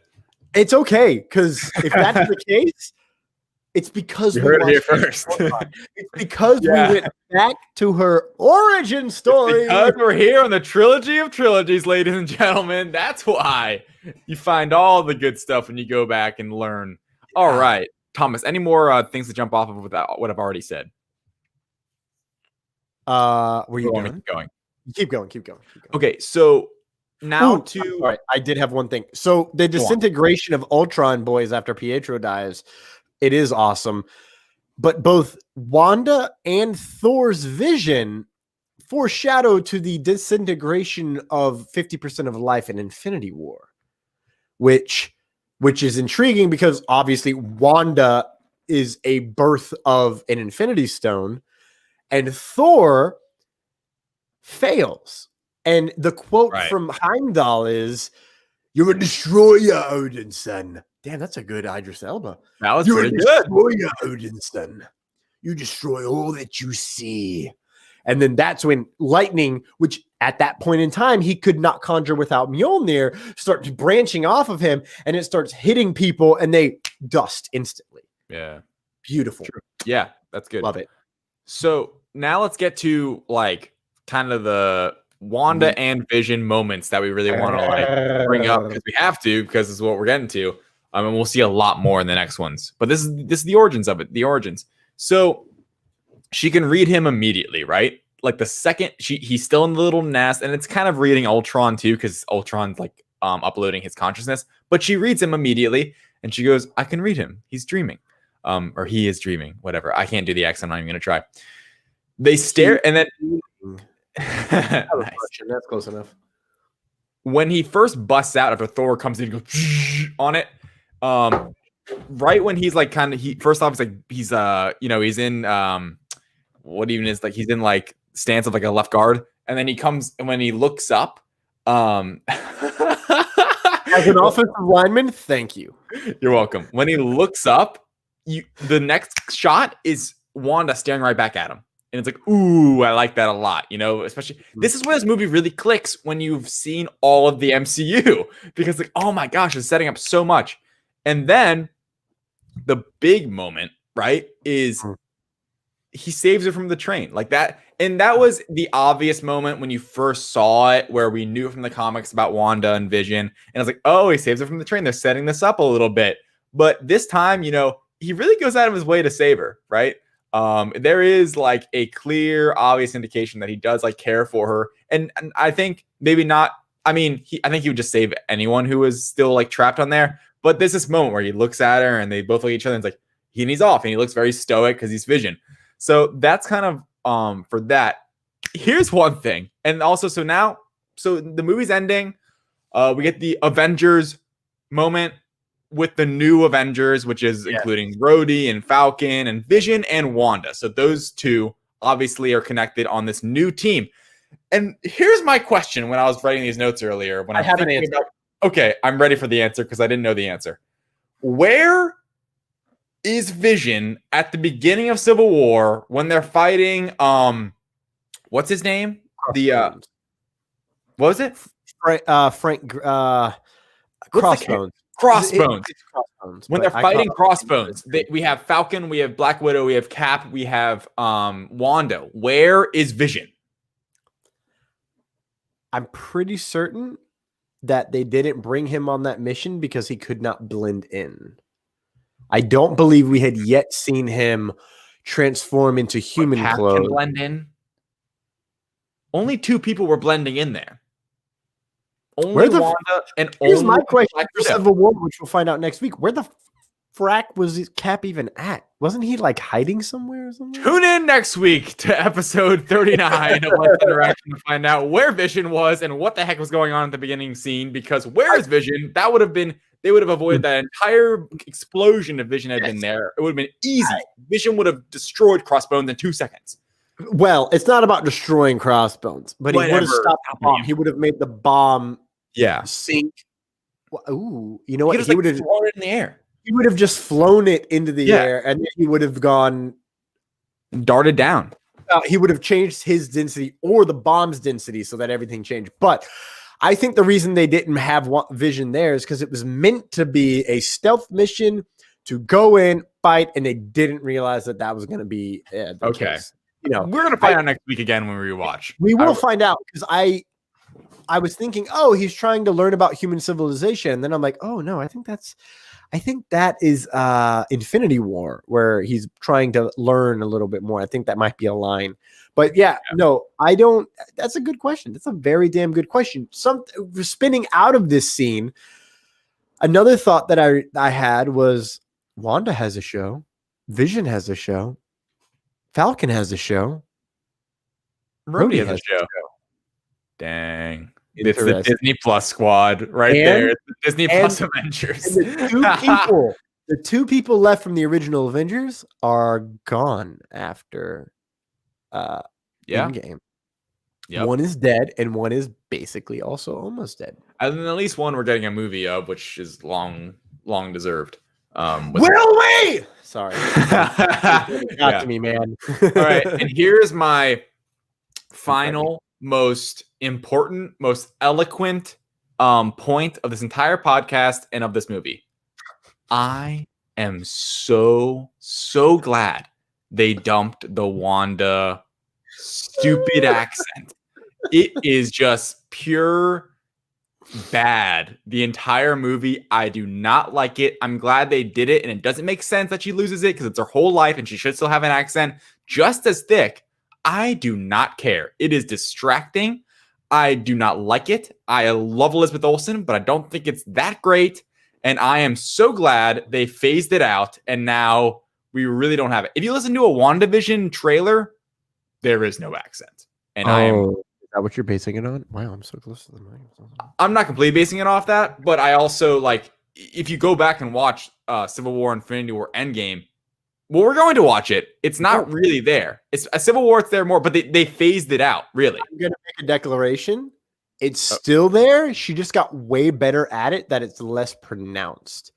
I'm glad whatever happened because in this, like when she sees Thanos, she's like, "You took everything from me."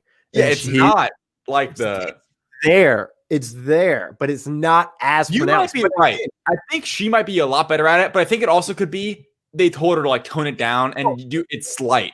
It's both. Like technically, similar to how Thor went by Ragnarok. He's like, but you want to know how I got in this cage? Well, had a vision, so I tried to chase a couple of colored Infinity Stone thingies, didn't find any. It's that same thing. She's been.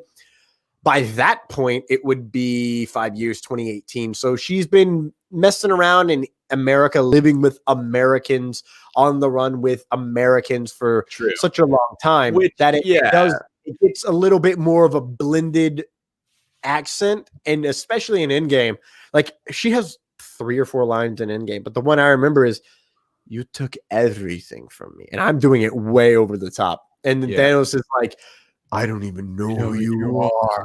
And she goes, "You will." And I'm like, and like the way that she inflects on the ill of that sentence of "you will," it's like, oh, there's the accent. Elizabeth, my favorite old daughter. Nice.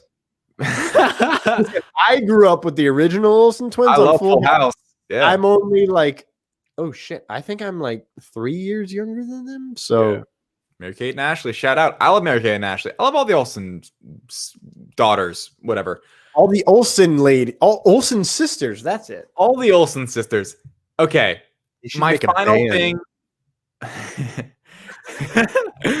Sorry, go. Vision and the Olsen sisters next on Disney Plus. Vision and the Olsen sisters. Olsen sisters. Maybe that's what happens in the sitcom. Anyway, what did Mary-Kate and Ashley show up? I can't say what I'm thinking of. Okay. My final thing, it's actually like, it's not serious. My final thing is, do you think, okay, this is for you specifically, Mr. Thor fan himself. Okay, it's like he's just touched on it. I want to bring it up. It's clearly set up in this film what feels like in Thor 3, sorry, tongue twister. In Thor 3, we were going to, which would end up being Ragnarok, we were going to get like Thor chasing after and looking for these stones. And what we end up getting is a throwaway line and Ragnarok. Mm-hmm. I don't know this. I haven't seen an interview. This could already have been proven wrong. I think that initially they were going to make the Thor 3 movie a different plot, but then they decided to take a left turn with Taika Waititi coming in and made Ragnarok because they set it up in a way that seems like there's no way they were just setting it up for a throwaway line. It seems like they were going to have Thor go on a journey in Thor 3 for those Infinity Stones that we never see. And I remember it brought me back watching that. I'm like, oh, right. Like that was what was supposed to happen. And then I was thinking like, that doesn't happen in Ragnarok. We just get Ragnarok, which is an amazing movie. Thor, thank you for joining our show. What do you have to say on this? Well, as everyone's resident favorite Thor from both the comics and the movies, and this is a shitty reality that we all live in, 2020. It's both. It's definitely both. I got to drop the accent because otherwise I'm gonna fuck up the whole time. They did speak. Feige has spoken about how hard getting Thor 3, the script was because he said a long time ago, and it said, "You'll bring about Ragnarok." They mentioned Ragnarok on the nose for, you got the text?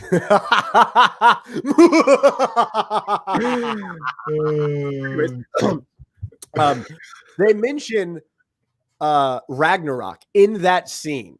And so for me, I was like, oh my God, they're doing Ragnarok in Thor 3. So when they announced it, everyone's like, oh my God, they're doing Ragnarok. And I'm like, oh my God, they said it in Ultron, you freaking twits. But I was expecting a little bit more on the Infinity Stones. And I have a feeling that they were trying to incorporate a little bit here and there. Mm-hmm. They were having trouble getting there. Yeah. They were having trouble setting it up properly because, as we know, once they got to Civil War, that's when they started breaking ground on Infinity War and started breaking ground on Endgame. Yeah. And as that started to make its shape, and as they had a script that they wanted with Thor, which for all intents and purposes is still the movie we got on in Ragnarok. It's still the same script. They were planning on having Hulk in there. They were planning on cutting Thor's hair. They were planning on the gladiators. They were planning on going to Ragnarok and Hela being there, and then it leads to the destruction of Asgard. That was the plan. And if you watch that movie and remove the comedy, it is the most depressing, tragic movie in the MCU. That is including Infinity War, because at least in Infinity War, we get some really fun moments. And at the end of the movie, well, okay, sorry, I'm a dark hedonistic. I like dark side of the Force, #Empire. So when that movie ended, I was like, maybe, I don't know, man. I'm not good with words. I'm good with numbers, man. No, at the end of Infinity War, everyone's like, how could they end the movie? And I was like, it's perfect. It is fracking perfect. I'm like, can you believe they killed them? And I'm like, yes and no. That was Jasmine after Infinity War. She's like, like, what the heck was that? I'm like, it's part 1. Yeah, I know. And I was like, don't you read the internet, man? Don't you know what happens? But like, when it comes to Ragnarok, I definitely think they had more than just a throwaway line. But when Taika came in, and Hemsworth has, as Terry McIver saying in the comments, has said that Thor was getting stale and he wanted to do something different. Yeah. So when they had the script, and they, knew what Thor or what Hemsworth was wanting, they were like, let's try.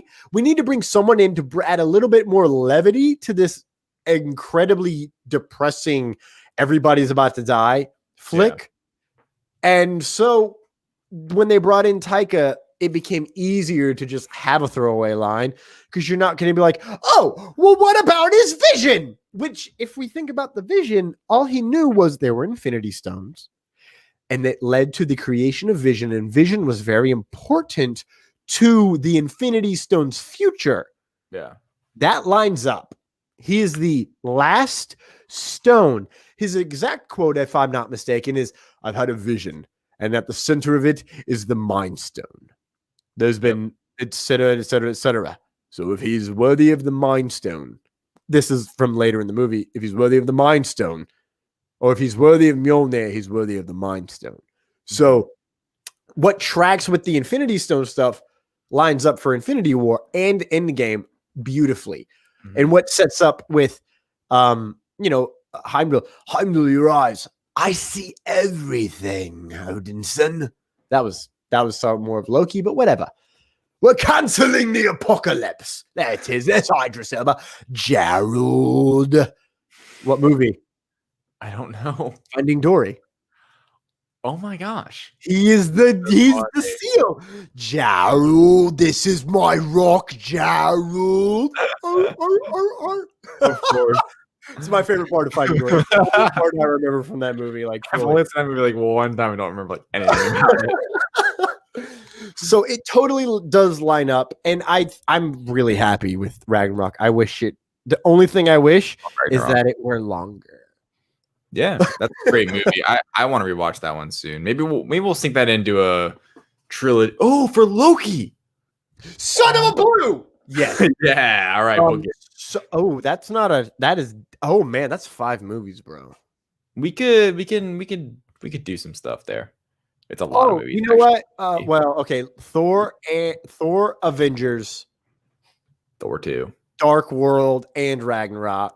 Then Infinity War. I think that's how we have to break the 3 together. Infinity War. He dies, bro. It's important. Yeah. It's very, very, very. Oh, you know what? I'm sorry. So Thor, Avengers, Dark World, Ragnarok, and Infinity War. Because it's only one scene in Infinity War. And there's that, and Endgame, because he grabs the stone. He grabs the Tesseract in Endgame. So, like, not actually Endgame, but Endgame. The trailer of Endgame. The trailer of Loki. Fine. Yeah, exactly. The trailer. The trailer of Loki. The final thing I really want to say, because we were talking about, well, first off, it's a slight tangent. I noticed when you were talking about that scene with Hawkeye and stuff. Hawkeye loses Pietro because Pietro saved him, and then he loses his family because of Thanos, and that leads to his downfall as Ronin, which I think will fully set up Hawkeye. Nothing to do with our plot here, but here's something that is to do with our plot. The final scene with Ultron and Vision, which you were talking about. Yeah. Here's the exact breakdown. You're afraid of of death.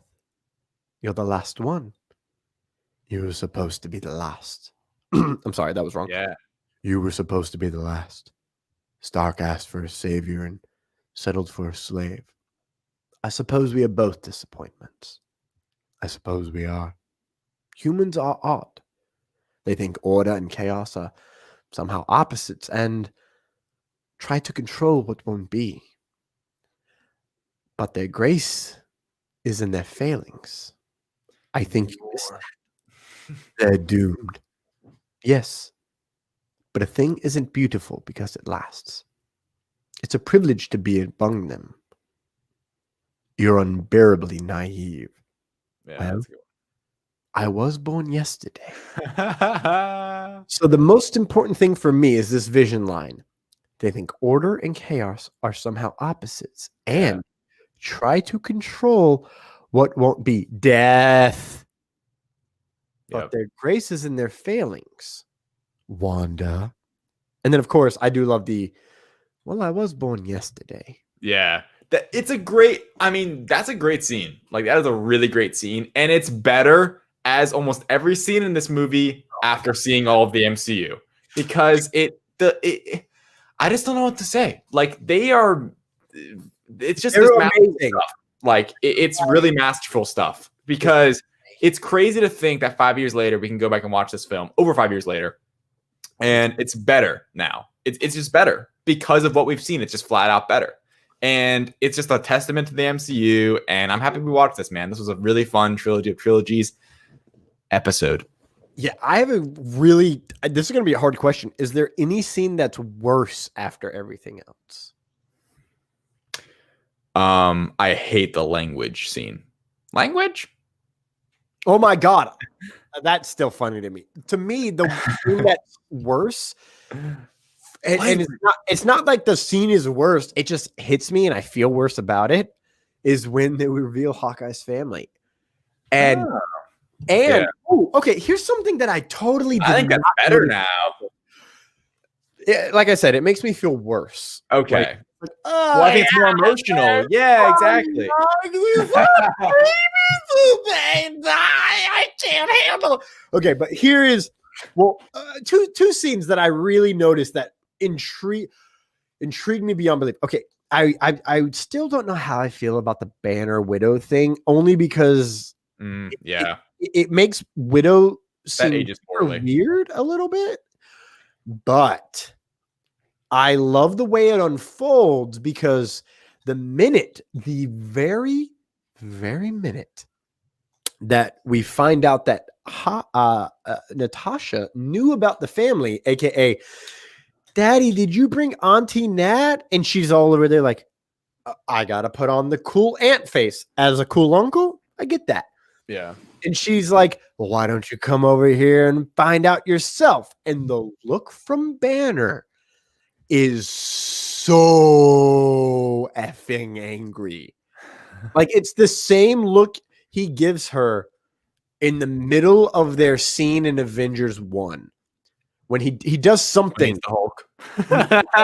Not when he's the Hulk.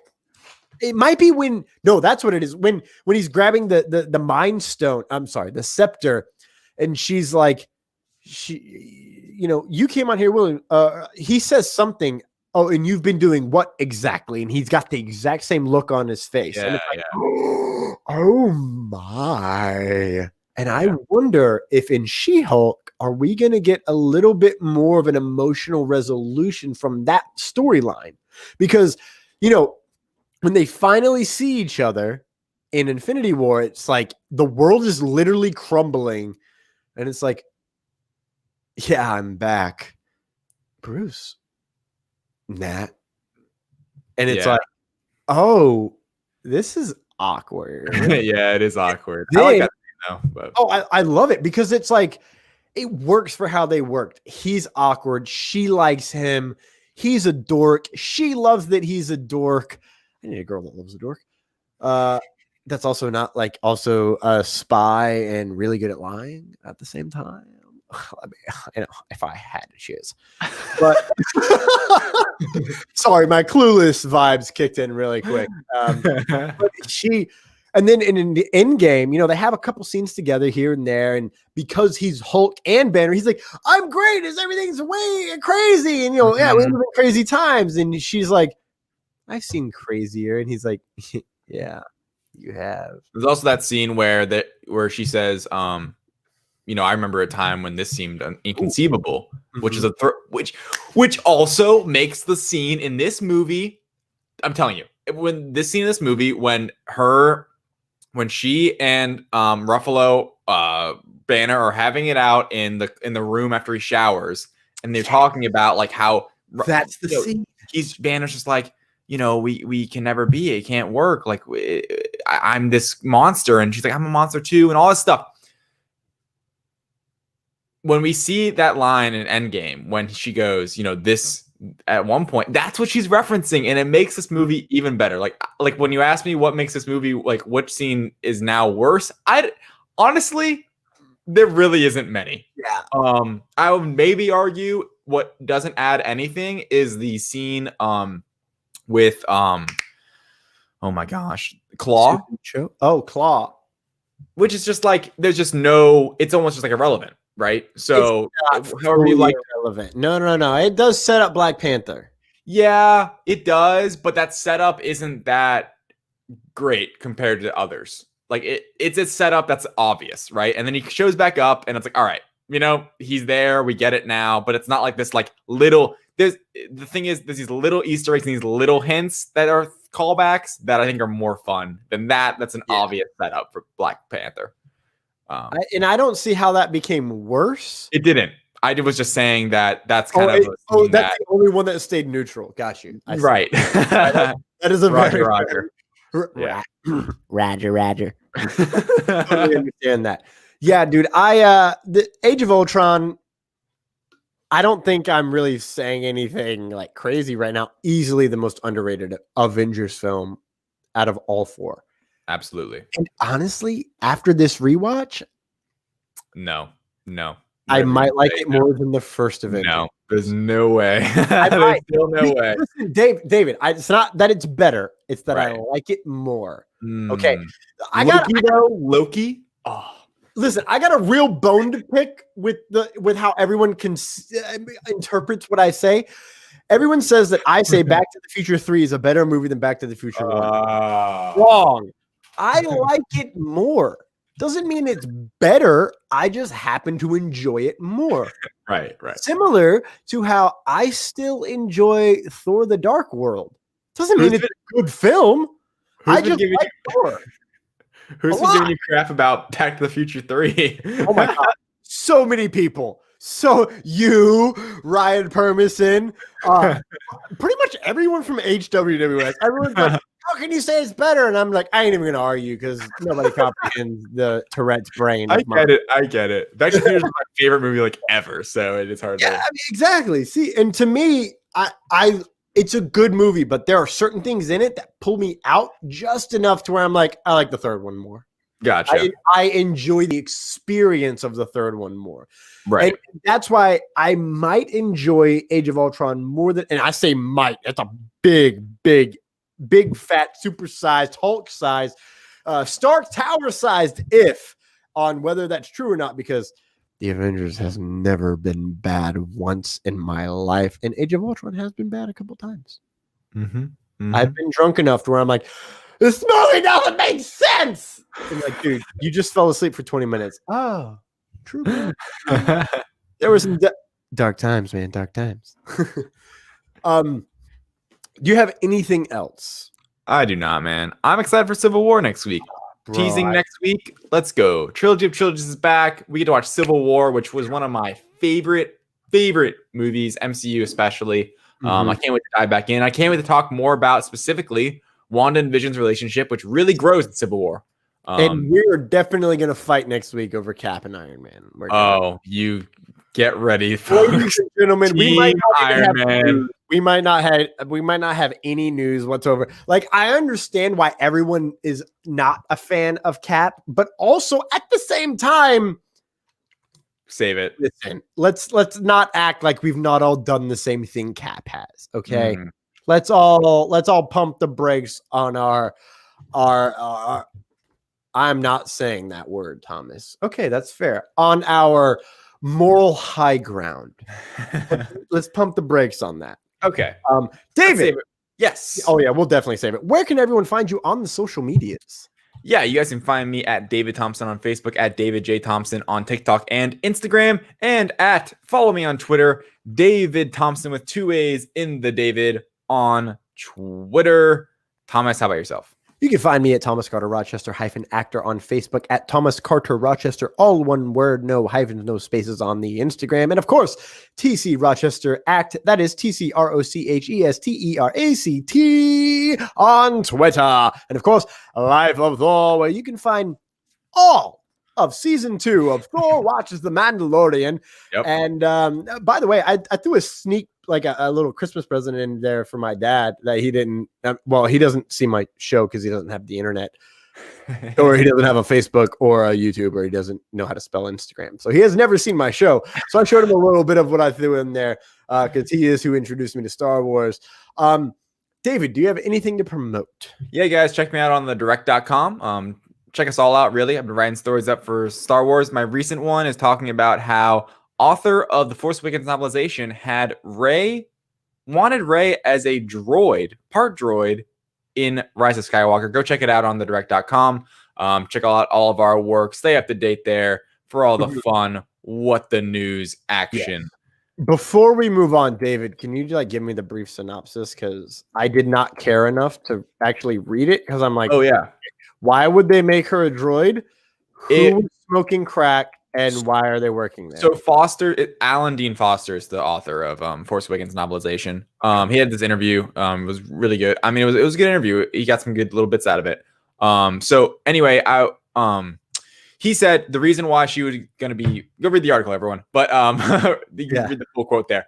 The reason he wanted to make her part droid is because he hates Last Jedi. He despises it. He loathes it, right? And he wanted to retcon as, oh yeah, I knew you'd love it.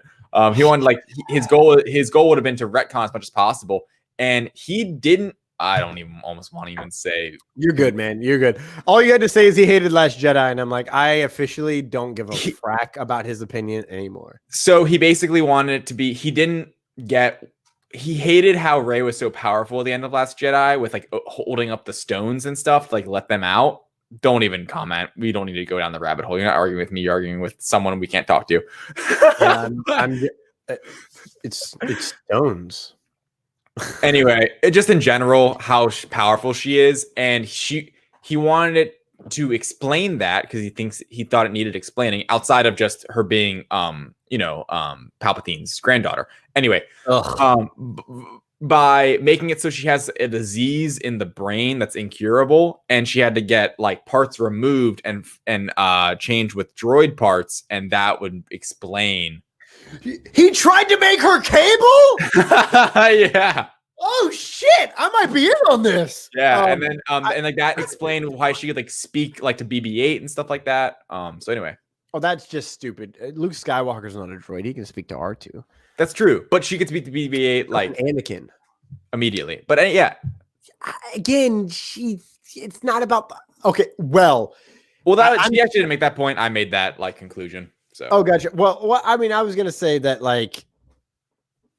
I'm now questioning whether or not R2 is force sensitive or has kyber crystals on him, because Anakin does what he wants, kind of things.